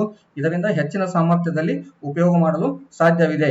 ಆಮೇಲೆ ನಾವು ಕಡಿಮೆ ಅಂತರದಲ್ಲಿ ಅಂದ್ರೆ ಸಾಮಾನ್ಯವಾಗಿ 1 ವಾರಕ್ಕೊಮ್ಮೆ ಅಥವಾ ಆಗಲಿ 5 ದಿವಸಕ್ಕೊಮ್ಮೆ ಕಡಿಮೆ ಅಂತರದಲ್ಲಿ ಕೊಡುವುದರಿಂದ ಆಯಾ ಅವಶ್ಯಕತೆಗೆ ಅನುಗುಣವಾಗಿ ಕೊಡುವುದರಿಂದ ಹೆಚ್ಚಿನ ಪ್ರಮಾಣದಲ್ಲಿ ಬೇರುಗಳು ಗೊಬ್ಬರ ಪೋಷಕಾಂಶಗಳನ್ನು ಉಪಯೋಗ ಮಾಡಿಕೊಳ್ಳುತ್ತವೆ. ಇದರಿಂದ ನಾವು ಸರಿಯಾದ ಸಮಯದಲ್ಲಿ ಕೊಡುವುದರಿಂದ ನಾವು ಇದರಲ್ಲಿ ನೀರಿನ ಜೊತೆಗೆ ಕೆಳಗೆ ಬಸಿದು ಹೋಗುವುದಿಲ್ಲ ಮತ್ತು ಗೊಬ್ಬರದಲ್ಲಿರುವ ಪೋಷಕಾಂಶಗಳು ಆವಿಯಾಗಿ ಹೋಗುವುದಿಲ್ಲ. ಇದರಿಂದ ನಾವು ಖರ್ಚನ್ನು ಕಡಿಮೆ ಮಾಡಬಹುದು. ಹನಿ ನೀರಾವರಿ ಉಪಯೋಗ ಮಾಡ್ತಿದ್ರೆ ನಾವು ರಸಾವರಿಯನ್ನು ಕಂಪಲ್ಸರಿಯಾಗಿ ಉಪಯೋಗ ಯಾಕೆ ಮಾಡಬೇಕು? ಹನಿ ನೀರಾವರಿಯಲ್ಲಿ ನಾವು ನೀರು ಕೊಟ್ಟಾಗ ಅಂದ್ರೆ ಕೇವಲ 25ರಿಂದ 30% ಅಷ್ಟು ಮಣ್ಣಿನ ಹಸಿಯಾಗಿರುತ್ತದೆ. ಇಂತಹ ಮಣ್ಣು ಹಸಿಯಾದಾಗ ನಾವು ಗೊಬ್ಬರವನ್ನು ಮೇಲೆ ಮಣ್ಣಿಗೆ ಕೊಡುವುದರಿಂದ, ಹೆಚ್ಚಿನ ಪ್ರಮಾಣದಲ್ಲಿ ಕೊಡುವುದರಿಂದ ಇದು ನೀರಿನಲ್ಲಿ ಆ ತೇವಾಂಶದಲ್ಲಿ ಕರಗಲು ಸಾಧ್ಯವಾಗುವುದಿಲ್ಲ. ಅಂದ್ರೆ ಹೆಚ್ಚಿನ ಪ್ರಮಾಣದಲ್ಲಿ ಅದು ನೀರಿನಲ್ಲಿ ಕರಗಲು ಸಾಧ್ಯವಾಗುವುದಿಲ್ಲ. ಆವಾಗ ನಾವು ಕೊಟ್ಟಂತ ಪೋಷಕಾಂಶಗಳು ಬೆಳೆಗೆ ಲಭ್ಯವಾಗುವುದಿಲ್ಲ. ಇದರಿಂದ ಹನಿ ನೀರಾವರಿಯಲ್ಲಿ ನಾವು ಗೊಬ್ಬರವನ್ನು ಮೇಲೆ ಕೊಟ್ಟಾಗ ಅದರ ಲಾಭಾಂಶವನ್ನು ಕಾಣಲು ಸಾಧ್ಯವಾಗುವುದಿಲ್ಲ. ಬೆಳೆಗೆ ಮುಖ್ಯವಾಗಿ 16 ತರ ಪೋಷಕಾಂಶಗಳು ಬೇಕಾಗುತ್ತವೆ. ಮುಖ್ಯ ಪೋಷಕಾಂಶಗಳಂದ್ರೆ ಸಾರಜನಕ, ರಂಜಕ ಮತ್ತು ಪೊಟ್ಯಾಶ್. ಆಮೇಲೆ ಸೆಕೆಂಡರಿ ಪೋಷಕಾಂಶಗಳಂದ್ರೆ ಕ್ಯಾಲ್ಸಿಯಂ, ಮ್ಯಾಗ್ನೀಷಿಯಂ ಮತ್ತು ಗಂಧಕ. ಆಮೇಲೆ ಸೂಕ್ಷ್ಮ ಪೋಷಕಾಂಶಗಳಂದ್ರೆ zinc, ferrous, boron, molybdenum, manganese, nickel. ಈ ತರ 16 ಪೋಷಕಾಂಶಗಳು ಬೇಕಾಗುತ್ತವೆ. ನಾವು ಹನಿ ನೀರಾವರಿಯಲ್ಲಿ ಯಾವ ತರ ಗೊಬ್ಬರವನ್ನು ಆಯ್ಕೆ ಮಾಡಿಕೊಳ್ಳಬೇಕು? ಸಂಪೂರ್ಣವಾಗಿ ಕರಗುವಂತ ಗೊಬ್ಬರ ಇದ್ದರೆ ಅಂತ ಗೊಬ್ಬರವನ್ನು ನಾವು ಹನಿ ನೀರಾವರಿಯಲ್ಲೂ ಬಿಡಲು ಯೋಗ್ಯವಾಗಿರುತ್ತವೆ. ಈ ತರ ಅಂದ್ರೆ ಕಣಗಳು ಹಾಕಿದಾಗ ನೀರಿನಲ್ಲಿರುವ ಯಾವುದೇ ರಾಸಾಯನಿಕ ಗುಣಧರ್ಮ ಬದಲಾವಣೆ ಆಗ್ತಿರಬಾರದು. ಒಂದು ಗೊಬ್ಬರ ಮತ್ತೊಂದು ಗೊಬ್ಬರ ಜೊತೆಗೆ ಮಿಶ್ರಣ ಆಗ್ತಿರಬೇಕು. ಅಂತ ಗೊಬ್ಬರ ಇದ್ದರೆ ನಾವು ಹನಿ ನೀರಾವರಿಯಲ್ಲಿ ಉಪಯೋಗ ಮಾಡಲು ಸಾಧ್ಯವಿರುತ್ತದೆ. ನಾವು ಸಾಂಪ್ರದಾಯಿಕವಾಗಿ ಬಳಸುವ ಗೊಬ್ಬರಗಳಾದ ಯೂರಿಯಾ ಅದನ್ನು ನಾವು ಹನಿ ನೀರಾವರಿಯಲ್ಲೂ ಕೊಡಬಹುದು, ಅಮೋನಿಯಂ ಸಲ್ಫೇಟ್ ಅನ್ನು ಹನಿ ನೀರಾವರಿಯಲ್ಲೂ ಕೊಡಬಹುದು ಮತ್ತು ಮ್ಯೂರೇಟ್ ಆಫ್ ಪೊಟ್ಯಾಶ್ ಆ ಗೊಬ್ಬರವನ್ನು ನಾವು ಹನಿ ನೀರಾವರಿಯಲ್ಲಿ ಕೊಡಬಹುದು. ಯೂರಿಯಾದಲ್ಲಿ 46% ಅಷ್ಟು ಸಾರಜನಕ ಇರುತ್ತದೆ, ಅಮೋನಿಯಂ ಸಲ್ಫೇಟ್ ನಲ್ಲಿ 21% ಸಾರಜನಕ ಇರುತ್ತದೆ ಮತ್ತು ಮ್ಯೂರೇಟ್ ಆಫ್ ಪೊಟ್ಯಾಶ್ ನಲ್ಲಿ 60% ಅಷ್ಟು ಪೊಟ್ಯಾಶ್ ಇರುತ್ತದೆ. ನಮ್ಮದೇ ಆದ ಮಹೀಂದ್ರ ಕಂಪನಿಯ ಕೆಲವೊಂದು ಹನಿ ನೀರಾವರಿಯಲ್ಲಿ ಉಪಯೋಗ ಮಾಡುವಂತ ರಸಗೊಬ್ಬರಗಳು ಇವೆ. ಈ ಗೊಬ್ಬರಗಳು ಕಡಿಮೆ ನೀರಿನಲ್ಲಿ ಕರಗುವಂತ ಸಾಮರ್ಥ್ಯವಾಗಿವೆ. ಆಮೇಲೆ ಬೆಳೆಗೆ ಹೆಚ್ಚಿನ ಪ್ರಮಾಣದಲ್ಲಿ ಪೂರೈಕೆಯಾಗುವ ಸಾಧ್ಯತೆ ಇದೆ. ಆಮೇಲೆ ನಾವು ಕೊಟ್ಟಂತ ಗೊಬ್ಬರವು ಬೆಳೆಗೆ ಅವಾಗಿನ ಬೇಗನೆ ಬೆಳೆಗೆ ಲಭ್ಯತೆಯಾಗುತ್ತದೆ. ಇದರಿಂದ ಈ ಗೊಬ್ಬರಗಳನ್ನು ನಾವು ಹನಿ ನೀರಾವರಿ ಮುಖಾಂತರ ಕೊಟ್ಟಾಗ ಇದರಲ್ಲಿ ಆಳಿನ ಖರ್ಚನ್ನು ಕಡಿಮೆ ಮಾಡಬಹುದು, ಕಡಿಮೆ ಪ್ರಮಾಣದಲ್ಲಿ ಗೊಬ್ಬರದ ಉಪಯೋಗ ಮಾಡಿಕೊಳ್ಳಬಹುದು, ಆಮೇಲೆ ಹೆಚ್ಚಿನ ಸಾಮರ್ಥ್ಯದಲ್ಲಿ ಉಪಯೋಗ ಮಾಡಬಹುದು. ಇಂಥ ಗೊಬ್ಬರವನ್ನು ನಾವು ಸಿಂಪರಣೆ ಮುಖಾಂತರ ನಾವು ಬೆಳೆಗೆ ಕೊಡಬಹುದು. ಈ ಗೊಬ್ಬರಗಳು 1 kg, 10 kg, 5 kg ಮತ್ತು 25 kg ಪ್ಯಾಕೆಟ್ನಲ್ಲಿ ಲಭ್ಯವಿರುತ್ತವೆ. 19-19-19 ಗ್ರೇಡ್ ಬರುತ್ತೆ. ಈ ಗ್ರೇಡ್ ನಲ್ಲಿ ಸಾರಜನಕ, ರಂಜಕ ಮತ್ತು ಪೊಟ್ಯಾಶ್ 19% ಇರ್ತದೆ. ಈ ಗೊಬ್ಬರವನ್ನು ಬೆಳೆಯ ಮೊದಲಿನ ಹಂತ ನಾಟಿಯಾಗಿ ವೆಜಿಟೇಟಿವ್ ಸ್ಟೇಜ್ ಅಂತ ಆ ಹಂತದಲ್ಲಿ ಈ ಗೊಬ್ಬರವನ್ನು ನಾವು ಉಪಯೋಗ ಮಾಡಬಹುದು. ಆಮೇಲೆ 0050 ಸಲ್ಫೇಟ್ ಆಫ್ ಪೊಟ್ಯಾಶ್ ಅಂತಲ್ಲ, ಈ ಗೊಬ್ಬರವನ್ನು ಬೆಳೆಯ ಮಾಗುವ ಹಂತದಲ್ಲಿ ಉಪಯೋಗ ಮಾಡಬಹುದು. ಈ ಗೊಬ್ಬರದಲ್ಲಿ ಗಂಧಕದ ಪ್ರಮಾಣವೂ ಇರುತ್ತದೆ. ಇದರ ಗಂಧಕ ಪ್ರಮಾಣದಿಂದ ನಾವು ಬೆಳೆಯ ತೂಕದಲ್ಲಿ ಹೆಚ್ಚಿನ ಇಳುವರಿಯನ್ನು ನಾವು ಕಾಣಬಹುದು. ಆಮೇಲೆ 05234 ಈ ಗೊಬ್ಬರದಲ್ಲಿ ರಂಜಕ ಮತ್ತು ಪೊಟ್ಯಾಶ್ ಇದೆ. ಈ ಗೊಬ್ಬರವನ್ನು ಬೆಳೆಗೆ ನಾವು ಗಡ್ಡೆ ಆರಂಭವಾಗುವ ಹಂತದಲ್ಲಿ ಕೊಡಲು ಯೋಗ್ಯವಾಗಿರುತ್ತದೆ. ಅದೇ ರೀತಿಯಾಗಿ ಕ್ಯಾಲ್ಸಿಯಂ ನೈಟ್ರೇಟ್ ಗೊಬ್ಬರದಲ್ಲಿ ಸಾರಜನಕವು ನೈಟ್ರೇಟ್ ಫಾರ್ಮ್ ನಲ್ಲಿ ಇರುತ್ತದೆ ಮತ್ತು ಕ್ಯಾಲ್ಸಿಯಂ ಇರುತ್ತದೆ. ಕ್ಯಾಲ್ಸಿಯಂ ಗೊಬ್ಬರವನ್ನು ನಾವು ಬೆಳೆಗೆ ಕೊಡುವುದರಿಂದ ಬೇರುಗಳು ಮತ್ತು ಎಲೆಗಳು ದಪ್ಪವಾಗುವುದರಿಂದ ಇದಕ್ಕೆ ರೋಗ ಮತ್ತು ಕೀಟದ ಯಾವುದೇ ಬಾಧೆ ಆಗುವುದಿಲ್ಲ.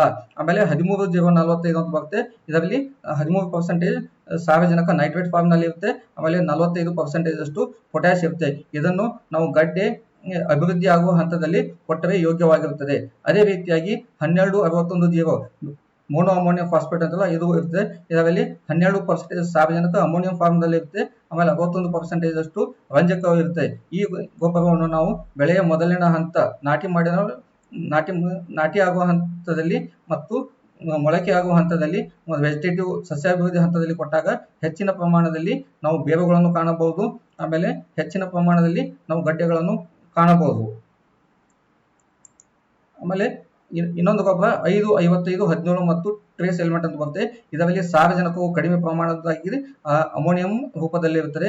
ಆಮೇಲೆ ಇದರಲ್ಲಿ ರಂಜಕ ಹೆಚ್ಚಿನ ಪ್ರಮಾಣದ್ದಾಗಿರುತ್ತದೆ, ಪೊಟ್ಯಾಶ್ ಕಡಿಮೆ ಪ್ರಮಾಣದ್ದಾಗಿರುತ್ತದೆ. ಈ ಗೊಬ್ಬರವನ್ನು ನಾವು ಅಭಿವೃದ್ಧಿ ಆಗುವ ಹಂತದಲ್ಲಿ ಕೊಡಲು ಯೋಗ್ಯವಾಗಿರುತ್ತದೆ. ಇದರ ಜೊತೆಗೆ ಲಘು ಪೋಷಕಾಂಶಗಳಾದ ಕಬ್ಬಿಣ, ಮ್ಯಾಂಗನೀಸ್, ಜಿಂಕ್, ತಾಮ್ರ, ಬೋರಾನ್ ಮತ್ತು ಮಾಲಿಬ್ಡಿನಮ್ ಒಳಗೊಂಡಿರುತ್ತದೆ. ಹನಿ ನೀರಾವರಿಯಲ್ಲಿ ನಾವು ರಸಾವರಿಯ ಒಂದು ವಿವರ ಪಟ್ಟಿಯನ್ನು ಯಾವ ತರ ಮಾಡುತ್ತೇವೆ, ಇದು ನಾವು ಈ ಚಿತ್ರದಲ್ಲಿ ತೋರಿಸಿರುವಂತೆ ಇದರಲ್ಲಿ 50 ಕಿಲೋ ಸಾರಜನಕ, 20 ಕಿಲೋ ರಂಜಕ, 20 ಕಿಲೋ ಪೊಟ್ಯಾಶ್ ಅನ್ನು ಉಪಯೋಗಿಸಲಾಗಿದೆ. ಇದರ ಶಿಫಾರಸನ್ನು ನಾವು ತೋಟಗಾರಿಕಾ ವಿಜ್ಞಾನಗಳ ವಿಶ್ವವಿದ್ಯಾಲಯದ ಒಂದು ಕೈಪಿಡಿಯ ಆಧಾರವಾಗಿ ಈ ವಿವರ ಪಟ್ಟಿಯನ್ನು ತಯಾರು ಮಾಡಲಾಗಿದೆ. ನಾವು ನಾಟಿ ಮಾಡಿದ ನಂತರ 20-50 ದಿವಸಗಳವರೆಗೆ 30 kg urea, magnesium sulphate 12 kg, ಆಮೇಲೆ 12-61-0 25 kg. ಈ ಹಂತದಲ್ಲಿ ನಾವು ಹೆಚ್ಚಿನ ಪ್ರಮಾಣದಲ್ಲಿ ಬೇರು ಬರಬೇಕಾದ್ರೆ 12-61-0 ಉಪಯೋಗಿಸಬೇಕು. ಆಮೇಲೆ ಎಲೆಗಳ ಚಿಗುರು ಬರಬೇಕಾದ್ರೆ ಸಾರಜನಕ ರೂಪವಾದ ಯೂರಿಯಾವನ್ನು ಉಪಯೋಗಿಸಲಾಗುತ್ತದೆ. ಅದೇ ರೀತಿಯಾಗಿ 51-80 ದಿವಸಗಳ ಕಾಲಾವಧಿಯಲ್ಲಿ ಯೂರಿಯಾವನ್ನು 25 kg, ಆಮೇಲೆ 12-61-0 12 kg ಉಪಯೋಗ ಮಾಡಬೇಕು. ಆಮೇಲೆ ಮ್ಯೂರೇಟ್ ಆಫ್ ಪೊಟ್ಯಾಶ್ ಅಂದ್ರೆ ಪೊಟ್ಯಾಶ್ ಒಳಗೊಂಡಿರುವ ಗೊಬ್ಬರ 5 kg ಉಪಯೋಗಿಸಬೇಕು. ಆಮೇಲೆ ಮ್ಯಾಗ್ನೀಷಿಯಂ ಸಲ್ಫೇಟ್ ಅನ್ನು 12 kg ಉಪಯೋಗ ಮಾಡಬೇಕು. ಈ ಹಂತದಲ್ಲಿ ಪೊಟ್ಯಾಶ್ ಗೊಬ್ಬರ ಕಡಿಮೆ ಪ್ರಮಾಣದಲ್ಲಿ ಬೇಕಾಗಿರುತ್ತದೆ. ಯಾಕಂದ್ರೆ ಈ ಹಂತದಲ್ಲಿ ಯಾವುದೇ ರೋಗ ಮತ್ತು ಕೀಟದ ಬಾಧೆ ಆಗಬಾರಂತ ಪೊಟ್ಯಾಶ್ ತಡೆಗಟ್ಟುತ್ತದೆ ಮತ್ತು ನೀರಿನ ನಿರ್ವಹಣೆಗೆ ಅನುಕೂಲವಾಗುತ್ತದೆ. ಆಮೇಲೆ 81-110 ದಿವಸಗಳವರೆಗೆ ಯೂರಿಯಾ ಬೇಕಾಗಿರುತ್ತದೆ. ಈ ಹಂತದಲ್ಲಿ ಗಡ್ಡೆ ಆರಂಭವಾಗುವ ಹಂತ ಇರುತ್ತದೆ. ಆಮೇಲೆ 12-61-0 ಅಂದ್ರೆ ರಂಜಕದ ಗೊಬ್ಬರವನ್ನು 12 kg ಕೊಡಬೇಕು. ಆಮೇಲೆ ಪೊಟ್ಯಾಶ್ ಗೊಬ್ಬರವನ್ನು 8 kg ಕೊಡಬೇಕು. ಆಮೇಲೆ ಮ್ಯಾಗ್ನೀಷಿಯಂ ಸಲ್ಫೇಟ್ ಅನ್ನು 6 kg ಕೊಡಬೇಕು. ಅದೇ ರೀತಿಯಾಗಿ 111-140 ದಿವಸದ ಕಾಲಾವಧಿಯಲ್ಲಿ ಅಮೋನಿಯಂ ಸಲ್ಫೇಟ್ ಅನ್ನು ಕೊಡಬೇಕು. ಈ ಗೊಬ್ಬರದಲ್ಲಿ ಸಾರಜನಕ ಮತ್ತು ಗಂಧಕವಿರುತ್ತದೆ. ಈ ಅಮೋನಿಯಂ ಗೊಬ್ಬರ ಕೊಡುವುದರಿಂದ ಬೆಳೆಗೆ ಬೇಗನೆ ಲಭ್ಯತೆ ಇರುತ್ತದೆ. ಈ ಗೊಬ್ಬರವನ್ನು 15 ಕೆಜಿ ಕೊಡಬೇಕು. ಆಮೇಲೆ 1261 ಈ ಹಂತದಲ್ಲಿ ರಂಜಕದ ಅವಶ್ಯಕತೆ ಕಡಿಮೆ ಆಗಿರುತ್ತದೆ. ಆಮೇಲೆ ಪೊಟ್ಯಾಶ್ ಗೊಬ್ಬರ 10 ಕೆಜಿ ಕೊಡಬೇಕು. ಪೊಟ್ಯಾಶ್ ಈ ಹಂತದಲ್ಲಿ ಹೆಚ್ಚಿನ ಅವಶ್ಯಕತೆ ಇರುತ್ತದೆ, ಯಾಕಂದ್ರೆ ಗಡ್ಡೆಗಳು ಡೆವಲಪ್ ಆಗುವ ಹಂತದಲ್ಲಿ ಇರುತ್ತವೆ. ಆಮೇಲೆ ಮ್ಯಾಗ್ನೀಷಿಯಂ ಸಲ್ಫೇಟ್ 6 ಕೆಜಿ ಬೇಕಾಗುತ್ತದೆ. ಆಮೇಲೆ ಕೊನೆಯ ಹಂತದಲ್ಲಿ ಅಂದ್ರೆ 140ರಿಂದ 170 ದಿವಸಗಳ ಕಾಲಾವಧಿಯಲ್ಲಿ ನಾವು ಸಲ್ಫೇಟ್ ಆಫ್ ಪೊಟ್ಯಾಶ್ ಅಂತ ಹೇಳಿದಲ್ಲ 0050 ಇದನ್ನು 18 ಕೆಜಿದಷ್ಟು ಕೊಡಬೇಕು. ಈ ಗೊಬ್ಬರವನ್ನು ಕೊನೆಯ ಹಂತದಲ್ಲಿ ಕೊಡುವುದರಿಂದ ಗಡ್ಡೆಗಳು ಸುಗಂಧಿತವಾಗಿರುತ್ತವೆ, ವಾಸನೆ ಬರಲು ಅನುಕೂಲವಾಗುತ್ತದೆ ಮತ್ತು ಗಡ್ಡೆಗಳು ಮಾಗುವ ಹಂತಕ್ಕೆ ಅನುಕೂಲವಾಗುತ್ತದೆ. ಆಮೇಲೆ ಲಘು ಪೋಷಕಾಂಶಗಳನ್ನು ಜಿಂಕ್ ಸಲ್ಫೇಟ್ ಮತ್ತು ಫೆರಸ್ ಸಲ್ಫೇಟ್ ಅನ್ನು ಪ್ರತಿ ಎಕರೆಗೆ 10 ಕೆಜಿದಷ್ಟು ನಾಟಿ ಮಾಡಿದ 30 ದಿವಸ ಮತ್ತು 60 ದಿವಸಗಳ ಕಾಲಾವಧಿಯಲ್ಲಿ ಕೊಡಬೇಕು. ಆಮೇಲೆ ನೀರಿನಲ್ಲಿ ಕರಗುವಂತ ಬೋರಾನ್ ಲಘು ಪೋಷಕಾಂಶಗಳನ್ನು ಪ್ರತಿ ಎಕರೆಗೆ 250 ಗ್ರಾಮದಷ್ಟು ನಾಟಿ ಮಾಡಿದ 45 ದಿವಸ ಮತ್ತು 60 ದಿವಸ ಮತ್ತು 75 ದಿವಸಗಳ ಕಾಲಾವಧಿಯಲ್ಲಿ ನಾವು ಹನಿ ನೀರಾವರಿ ಮುಖಾಂತರ ಕೊಡಬೇಕು. ಭಾರತೀಯ ಸಾಂಬಾರು ಸಂಶೋಧನೆ ಸಂಸ್ಥೆಯವರು ಒಂದು ಟಾರ್ಗೆಟೆಡ್ ಒಂದು ಗುರಿಯನ್ನು ಇಟ್ಟುಕೊಂಡು ನಾವು ಇಳುವರಿಯನ್ನು ಸಾಧನೆ ಮಾಡಬೇಕಂತ ವಿಚಾರ ಇರುತ್ತದೆ. ಹಂತದಲ್ಲಿ ನಾವು ಯಾವ ರೀತಿಯಾಗಿ ಗೊಬ್ಬರದ ನಿರ್ವಹಣೆ ಪೋಷಕಾಂಶಗಳನ್ನು ಬೆಳೆಗೆ ಕೊಡಬೇಕು ಅಂದ್ರೆ ನಾವು ಮಣ್ಣಿನ ಆಧಾರದ ಅನುಗುಣವಾಗಿ ಒಂದು ರಸಗೊಬ್ಬರದ ನಿರ್ವಹಣೆಯನ್ನು ಮಾಡಬೇಕಾಗುತ್ತದೆ. ಅಂದ್ರೆ ಈ ಚಿತ್ರದಲ್ಲಿ ತೋರಿಸುವಂತೆ ಒಂದು ಮಣ್ಣಿನಲ್ಲಿ ಸಾರಜನಕ ಪ್ರಮಾಣ 150 ಕೆಜಿ ಒಂದು ಹೆಕ್ಟರ್ಗೆ ಇದ್ದರೆ ನಾವು 30 ಟನ್ ಇಳುವರಿ ನಿರೀಕ್ಷೆ ಮಾಡುತ್ತಿದ್ದೇವೆ. 125 ಕೆಜಿ ಸಾರಜನಕ ಕೊಡಬೇಕು. ಅದೇ ರೀತಿಯಾಗಿ 40 ಟನ್ ಇಳುವರಿ ನಿರೀಕ್ಷಣೆಯಲ್ಲಿ ಇದ್ದರೆ 170 ಕೆಜಿ ಕೊಡಬೇಕು. ಆಮೇಲೆ 150ರಿಂದ 250 ಕೆಜಿ ಸಾರಜನಕ ಇದ್ದರೆ 30 ಟನ್ನಿಗೆ 95 ಕೆಜಿದಷ್ಟು ಸಾರಜನಕ ಕೊಡಬೇಕು. 40 ಟನ್ನಿಗೆ 125 ಕೆಜಿ ಕೊಡಬೇಕು. ಅದೇ ರೀತಿಯಾಗಿ 245ರಿಂದ 400 ಕೆಜಿ ಸಾರಜನಕ ಮಣ್ಣಿನಲ್ಲಿ ಇದ್ದರೆ 30 ಟನ್ನಿಗೆ 50 ಕೆಜಿದಷ್ಟು ಸಾರಜನಕ ಮತ್ತು 40 ಟನ್ನಿಗೆ 90 ಕೆಜಿದಷ್ಟು ಸಾರಜನಕ ಕೊಡಬೇಕಾಗುತ್ತದೆ. ಆಮೇಲೆ ಮಣ್ಣಿನಲ್ಲಿ ಹೆಚ್ಚಿನ ಪ್ರಮಾಣದಲ್ಲಿ ಸಾರಜನಕ 400 ಕೆಜಿದಷ್ಟು ಇದ್ದಾಗ 30 ಟನ್ನಿಗೆ ಯಾವುದೇ ಸಾರಜನಕ ಗೊಬ್ಬರ ಕೊಡುವ ಅವಶ್ಯಕತೆ ಇರುವುದಿಲ್ಲ. ಆದರೆ 40 ಟನ್ ನಿರೀಕ್ಷಣೆಯಲ್ಲಿ ಇದ್ದಾಗ 25 ಕೆಜಿದಷ್ಟು ಸಾರಜನಕ ಗೊಬ್ಬರ ಕೊಡಬೇಕಾಗುತ್ತದೆ. ಅದೇ ರೀತಿಯಾಗಿ ರಂಜಕ ಗೊಬ್ಬರ ಮಣ್ಣಿನಲ್ಲಿ 10 ಕೆಜಿಗಿಂತ ಕಡಿಮೆ ಇದ್ದಾಗ 30 ಟನ್ನಿಗೆ 60 ಕೆಜಿದಷ್ಟು ಕೊಡಬೇಕು. ಆಮೇಲೆ 40 ಟನ್ ಇಳುವರಿ ನಿರೀಕ್ಷಣೆ ಮಾಡುತ್ತಿದ್ದರೆ 90 ಕೆಜಿದಷ್ಟು ಕೊಡಬೇಕಾಗುತ್ತದೆ. ಅದೇ ರೀತಿಯಾಗಿ 10ರಿಂದ 30 ಕೆಜಿ ರಂಜಕ ಮಣ್ಣಿನಲ್ಲಿ ಪ್ರತಿ ಹೆಕ್ಟರ್ಗೆ ಇದ್ದಾಗ ನಾವು 30 ಟನ್ ಇಳುವರಿ ನಿರೀಕ್ಷಣೆ ಮಾಡುತ್ತಿದ್ದರೆ 18 ಕೆಜಿದಷ್ಟು ರಂಜಕವನ್ನು ಕೊಡಬೇಕು. ಆಮೇಲೆ 40 ಟನ್ನಿಗೆ 50 ಕೆಜಿದಷ್ಟು ರಂಜಕವನ್ನು ಕೊಡಬೇಕಾಗುತ್ತದೆ. ಅದೇ ರೀತಿಯಾಗಿ ಪೊಟ್ಯಾಷ್ ಗೊಬ್ಬರವನ್ನು ಮಣ್ಣು ಪರೀಕ್ಷೆ ಮಾಡಿದಾಗ ಅದರ ಪ್ರಮಾಣ 110 ಕೆಜಿ ಪ್ರತಿ ಹೆಕ್ಟರ್ಗೆ ಇದ್ದಾಗ 30 ಟನ್ ಇಳುವರಿಗೆ 275 ಕೆಜಿದಷ್ಟು ಕೊಡಬೇಕು. ಆಮೇಲೆ 40 ಟನ್ ಇಳುವರಿಗೆ 325 ಕೆಜಿದಷ್ಟು ಕೊಡಬೇಕು. 110ರಿಂದ 300 ಕೆಜಿದಷ್ಟು ಪೊಟ್ಯಾಷ್ ಮಣ್ಣಿನಲ್ಲಿ ಇದ್ದಾಗ 30 ಟನ್ ಇಳುವರಿಗೆ 230 ಕೆಜಿ ಪೊಟ್ಯಾಷ್ ಕೊಡಬೇಕು. 40 ಟನ್ನಿಗೆ 300 ಕೆಜಿದಷ್ಟು ಪೊಟ್ಯಾಷ್ ಕೊಡಬೇಕಾಗುತ್ತದೆ. ಅದೇ ರೀತಿಯಾಗಿ ಮಣ್ಣಿನಲ್ಲಿ 300ರಿಂದ 500 ಕೆಜಿ ಈ ಪೊಟ್ಯಾಷ್ ಪ್ರತಿ ಹೆಕ್ಟರ್ಗೆ ಇದ್ದಾಗ ನಾವು 30 ಟನ್ ಇಳುವರಿ ನಿರೀಕ್ಷಣೆ ಮಾಡುತ್ತಿದ್ದರೆ 150 ಕೆಜಿ ಪೊಟ್ಯಾಷ್ ಕೊಡಬೇಕು. 235 ಕೆಜಿ 40 ಟನ್ ಪ್ರತಿ ಹೆಕ್ಟರ್ಗೆ ಇಳುವರಿ ನಿರೀಕ್ಷಣೆ ಮಾಡುತ್ತಾರೆ 235 ಕೆಜಿ ಕೊಡಬೇಕು. ಆದರೆ ಹೆಚ್ಚಿನ ಪ್ರಮಾಣದಲ್ಲಿ ಮಣ್ಣಿನಲ್ಲಿ ಪೊಟ್ಯಾಷ್ ಇದ್ದಾಗ 30 ಟನ್ ಇಳುವರಿ ಇದ್ದಾಗ ಯಾವುದೇ ನಾವು ಪೊಟ್ಯಾಷ್ ಕೊಡುವ ಅವಶ್ಯಕತೆ ಇರುವುದಿಲ್ಲ. ಆದರೆ 40 ಟನ್ ಪ್ರತಿ ಹೆಕ್ಟರ್ಗೆ ಇಳುವರಿಯನ್ನು ನಾವು ನಿರೀಕ್ಷಣೆ ಮಾಡಿದಾಗ 140 ಕೆಜಿ ಈ ಪೊಟ್ಯಾಷ್ ಗೊಬ್ಬರವನ್ನು ಕೊಡಬೇಕಾಗುತ್ತದೆ. ಆಯಾ ಮಣ್ಣಿಗೆ ಅನುಗುಣವಾಗಿ ಮಣ್ಣಿನಲ್ಲಿ ಪೋಷಕಾಂಶ ಮತ್ತು ನಾವು ಎಷ್ಟು ಟನ್ ಇಳುವರಿ ನಮ್ಮ ಗುರಿಯಾಗಿದೆ ಅನುಗುಣವಾಗಿ ನಾವು ಗೊಬ್ಬರವನ್ನು ಉಪಯೋಗ ಮಾಡಬೇಕಾಗುತ್ತದೆ. ಪೋಷಕಾಂಶಗಳು ಯಾವ ಮಣ್ಣಿನ ರಾಸಾಯನಿಕ ಗುಣಧರ್ಮದಲ್ಲಿ ಹೆಚ್ಚಿಗೆ ಲಭ್ಯವಿರುತ್ತದೆ. ನಾವು ಈ ಚಿತ್ರವನ್ನು ನೋಡಿದಾಗ ಸಾರಜನಕ ಗೊಬ್ಬರ ನಾವು ಮಣ್ಣಿಗೆ ಕೊಟ್ಟಾಗ ಇದರ ಲಭ್ಯತೆ ನಾವು ಮಣ್ಣಿನ ರಸಸಾರ ಮತ್ತು ನೀರಿನ ರಸಸಾರ ಎರಡೂ ಇದರ ರಸಸಾರ 6ರಿಂದ 8 ಇದ್ದಾಗ ಲಭ್ಯತೆ ಇರುತ್ತದೆ. ಆಮೇಲೆ ರಂಜಕ ಗೊಬ್ಬರವು 6.5ರಿಂದ 7.5 ಇದ್ದಾಗ ಲಭ್ಯತೆ ಆಗಿರುತ್ತದೆ. ಅದೇ ರೀತಿಯಾಗಿ ಪೊಟ್ಯಾಷ್ ಗೊಬ್ಬರವು 5.5ರಿಂದ 7.5 ರಸಸಾರ ಇದ್ದಾಗ ಲಭ್ಯತೆ ಇರುತ್ತದೆ. ಆದರೆ ಕ್ಯಾಲ್ಸಿಯಂ ಗೊಬ್ಬರವು 6.5ರಿಂದ 9 ರಸಸಾರ ಇದ್ದಾಗ ಲಭ್ಯತೆ ಇರುತ್ತದೆ. ಆಮೇಲೆ ಮ್ಯಾಗ್ನೀಷಿಯಂ ಪೋಷಕಾಂಶವು 6.5ರಿಂದ 8.5 ರಸಸಾರ ಇದ್ದಾಗ ಲಭ್ಯತೆ ಇರುತ್ತದೆ. ಆದರೆ ಗಂಧಕವು 5.5ರಿಂದ 11.5 ರಸಸಾರ ಇದ್ದಾಗ ಲಭ್ಯತೆವಾಗಿರುತ್ತದೆ. ಈ ರೀತಿಯಾಗಿ ಪೋಷಕಾಂಶಗಳು ಆಯಾ ನಮ್ಮ ಮಣ್ಣಿಗೆ ಒಂದು ರಾಸಾಯನಿಕ ಗುಣಧರ್ಮಕ್ಕೆ ಅನುಗುಣವಾಗಿ ಲಭ್ಯತೆಯಾಗಿರುತ್ತವೆ. ಅದೇ ರೀತಿಯಾಗಿ ಲಘು ಪೋಷಕಾಂಶಗಳು ಜಿಂಕ್ 3.5ರಿಂದ 3.5 to 6.5 ರಸಸಾರ ಇದ್ದಾಗ ಲಭ್ಯತೆ ಇರುತ್ತದೆ. ಅದೇ ರೀತಿಯಾಗಿ ಕಬ್ಬಿಣವು 3.5ರಿಂದ 6.5 ರಸಸಾರದಲ್ಲಿ ಲಭ್ಯತೆ ಇರುತ್ತದೆ. ಆಮೇಲೆ ಮ್ಯಾಂಗನೀಸ್ 3ರಿಂದ 6.5 ರಸಸಾರದಲ್ಲಿ ಲಭ್ಯತೆಯಾಗಿರುತ್ತದೆ. ತಾಮ್ರವು 5ರಿಂದ 7.5 ರಸಸಾರದಲ್ಲಿ ಲಭ್ಯತೆಯಾಗುತ್ತದೆ. ಮತ್ತು ಬೋರಾನ್ ಇದು 6ರಿಂದ 7.2 ರಸಸಾರದಲ್ಲಿ ಲಭ್ಯತೆಯಾಗಿದೆ. ಈ ಒಂದು ಲೆಕ್ಕಾಚಾರ ನೋಡಿದಾಗ ಹೆಚ್ಚಿನ ಪೋಷಕಾಂಶಗಳು 6ರಿಂದ 7.5 ಇದ್ದಾಗ ಮಾತ್ರ ಲಭ್ಯವಾಗಿರುತ್ತದೆ. ಆದರೆ ಗಂಧಕವು 11 ರಸಸಾರ ಇದ್ದಾಗ ಲಭ್ಯತೆಯಾಗುತ್ತದೆ. ಅಂದರೆ ನಾವು ಗೊಬ್ಬರವನ್ನು ಕೊಟ್ಟಾಗ ಹೆಚ್ಚಿನ ಪೋಷಕಾಂಶಗಳು ಲಭ್ಯವಾಗಬೇಕಾದರೆ ಮಣ್ಣಿನ ಮತ್ತು ನೀರಿನ ರಸಸಾರವು 6.5ರಿಂದ 6.5 to 7.5 ಆಗಿರಬೇಕು. ಆಮೇಲೆ ಸಾವಯವ ಕೊರತೆ. ಸಾರಜನಕ ಗೊಬ್ಬರವು ಮುಖ್ಯವಾಗಿ ಬೆಳೆಯ ಬೆಳವಣಿಗೆಗೆ ಅನುಕೂಲವಾಗುತ್ತದೆ. ಇಂತಹ ಒಂದು ಕೊರತೆ ಕಂಡು ಬಂದಾಗ ಬೆಳೆಯಲ್ಲಿ ಕುಂಠಿತವನ್ನು ಕಾಣಬಹುದು. ಆಮೇಲೆ ಕೆಳಗಿನ ಎಲೆಗಳು ಹಳದಿ ಬಣ್ಣದಾಗಿರುತ್ತವೆ. ಆಮೇಲೆ ರಂಜಕದ ಗೊಬ್ಬರವು ಬೆಳೆಗೆ ಬೇವಿನ ಸಮೂಹ ಹೆಚ್ಚಾಗಕ್ಕೆ ಬೇಕಾಗುತ್ತದೆ. ಆಮೇಲೆ ಹೆಚ್ಚಿನ ಪ್ರಮಾಣದಲ್ಲಿ ಮರಿಗಳು ಬರೋಕ್ಕೆ ಅನುಕೂಲವಾಗುತ್ತದೆ. ಆಮೇಲೆ ಗಡ್ಡೆಗಳ ಸಂಖ್ಯೆಯಲ್ಲಿ ಹೆಚ್ಚಾಗಲಿಕ್ಕೆ ರಂಜಕ ಗೊಬ್ಬರ ಬೇಕಾಗುತ್ತದೆ. ಆದರೆ ರಂಜಕದ ಕೊರತೆ ಕಂಡು ಬಂದಾಗ ಈ ಬೇರುಗಳ ಸಮೂಹ ಕಡಿಮೆಯಾಗಿ ಗಡ್ಡೆಗಳ ಸಂಖ್ಯೆಯಲ್ಲಿ ಕಡಿಮೆ ಆಗುತ್ತದೆ ಮತ್ತು ಕಡಿಮೆ ಸಂಖ್ಯೆಯಲ್ಲಿ ನಾವು ಮರಿಗಳನ್ನು ನಿರೀಕ್ಷಣೆ ಕಡಿಮೆ ಪ್ರಮಾಣದಲ್ಲಿ ಈ ಗಡ್ಡೆಗಳು ಮತ್ತು ಮರಿಗಳು ಕಾಣುತ್ತವೆ. ಆಮೇಲೆ ಪೊಟ್ಯಾಷ್ ಗೊಬ್ಬರವು ಬೆಳೆಯಲ್ಲಿ ನೀರಿನ ನಿರ್ವಹಣೆ ಮಾಡುತ್ತದೆ. ಇಂತಹ ಒಂದು ಗೊಬ್ಬರವು ಮೊದಲನೇ ಹಂತದಲ್ಲಿ ಯಾವುದೇ ರೋಗದ ಬಾಧೆ ಆಗಬಾರದಂತ ತಡೆಗಟ್ಟುತ್ತದೆ. ಆಮೇಲೆ ಇದು ಶುಂಠಿ ಬೆಳೆಯಲ್ಲಿ ಗಡ್ಡೆಗಳ ತೂಕ ಬರಲಿಕ್ಕೆ ಅನುಕೂಲವಾಗುತ್ತದೆ.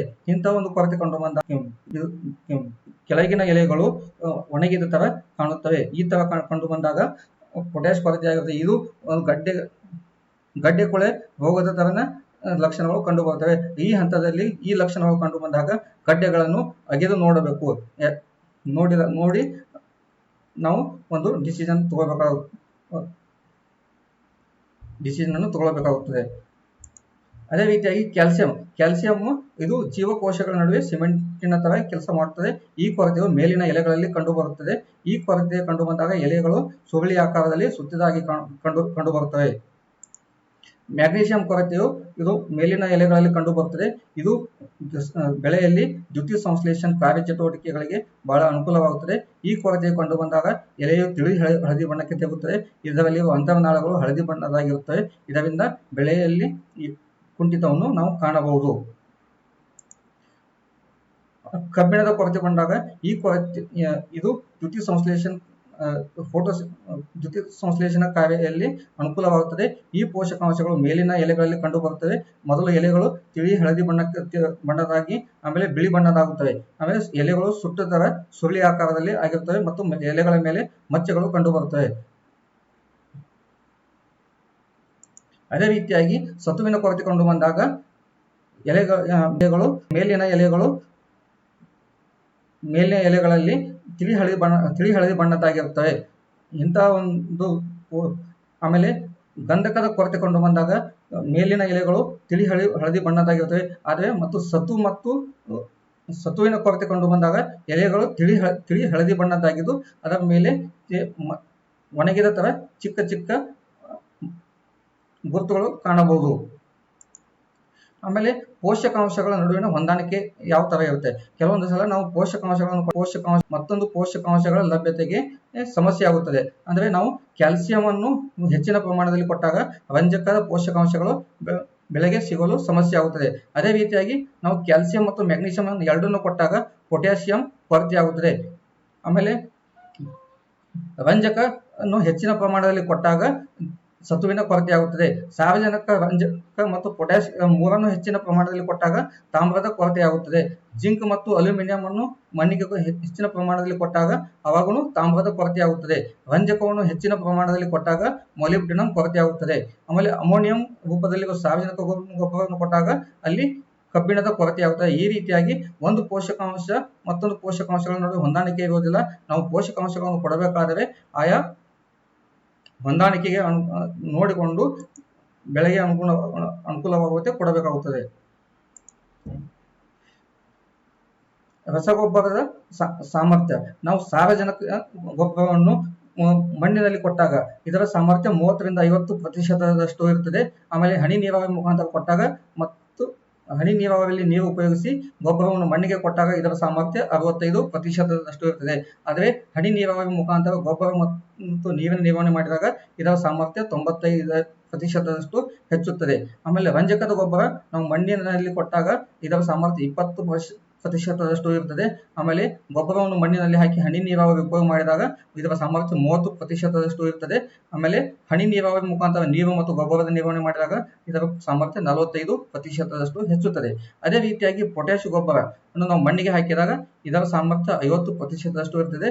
ಹನಿ ನೀರಾವರಿ ಮುಖಾಂತರ ನೀರನ್ನು ಕೊಟ್ಟು ಗೊಬ್ಬರವನ್ನು ಮಣ್ಣಿಗೆ ಕೊಟ್ಟಾಗ 60% ಆಗಿರುತ್ತದೆ.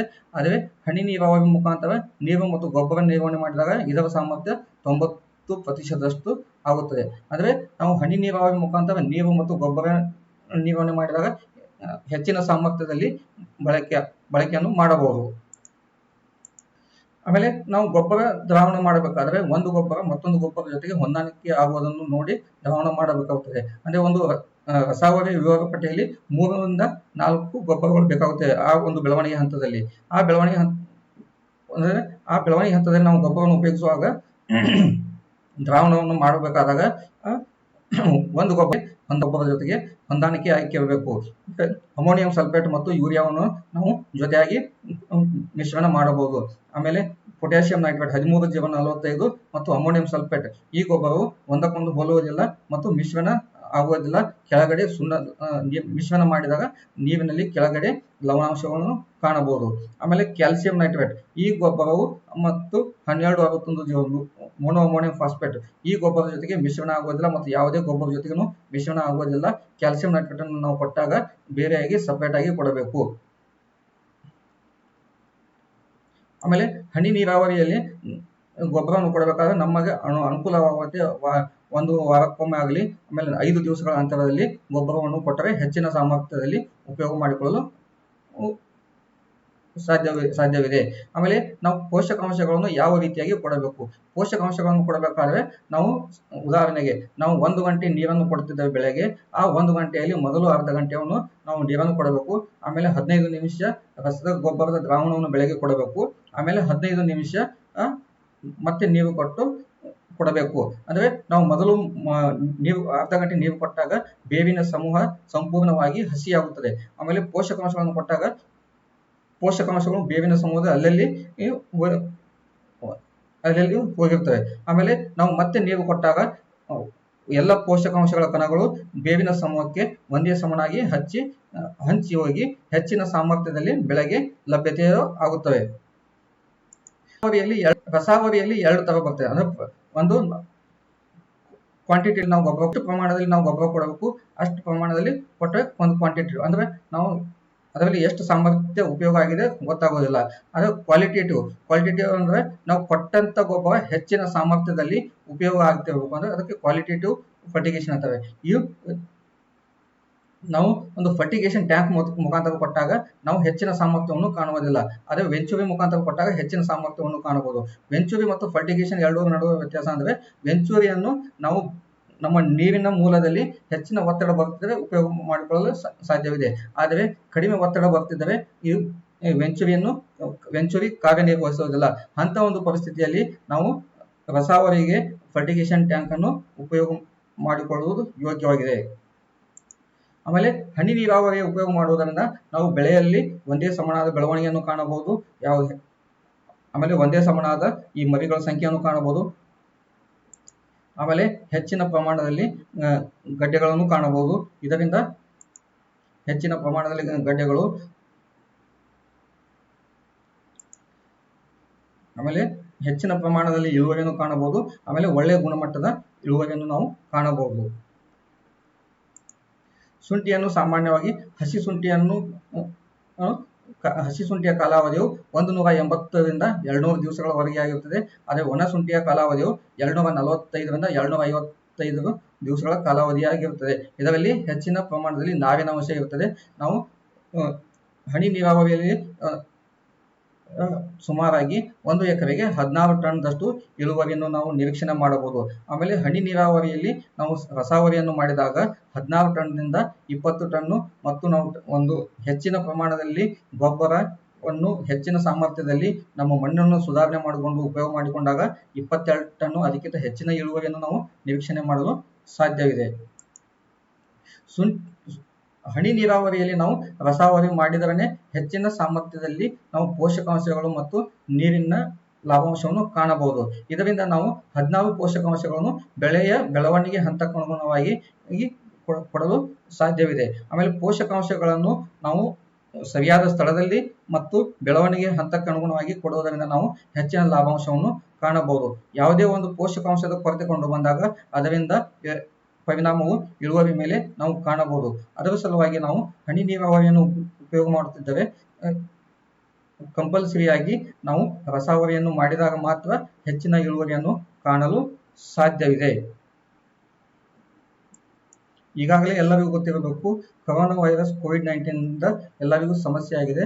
ಇದರಿಂದ ಈ ಸಮಸ್ಯೆಯನ್ನು ಪರಿಹಾರ ಅಂದರೆ ನಾವು ಮಾಸ್ಕ್ ಅನ್ನು ಉಪಯೋಗ ಮಾಡಿಕೊಳ್ಳಬೇಕು. ಆಮೇಲೆ ಸ್ಯಾನಿಟೈಸರ್ ಅನ್ನು ಉಪಯೋಗ ಮಾಡಬೇಕು. ಆಮೇಲೆ ಸೋಷಿಯಲ್ ಡಿಸ್ಟೆನ್ಸ್ ಸಾಮಾಜಿಕ ಅಂತರವನ್ನು ಕಾಪಾಡಿಕೊಳ್ಳಬೇಕು. ಆಮೇಲೆ ನಿಮ್ಗೆ ಯಾವುದಾದರೂ ಈ ಶುಂಠಿ ಬೆಳೆ ಆಗಲಿ ಬೇರೆ ಬೆಳೆ ಆಗಲಿ ಹನಿ ನೀರಾವರಿ ಬಗ್ಗೆ ಮಾಹಿತಿ ಬೇಕಾದರೆ ನನ್ನ ನಂಬರನ್ನು ಸಂಪರ್ಕಿಸಬಹುದು. ಇಲ್ಲಿಯವರೆಗೂ ಈ ತರಬೇತಿಯನ್ನು ವೀಕ್ಷಣೆ ಮಾಡಿದ ಎಲ್ಲ ರೈತ ಬಾಂಧವರಿಗೂ ಧನ್ಯವಾದಗಳನ್ನು ಸಮರ್ಪಿಸಿ ಈ ಕಾರ್ಯಕ್ರಮವನ್ನು ಮುಕ್ತಾಯ ಮಾಡುತ್ತೇನೆ. ಧನ್ಯವಾದಗಳು.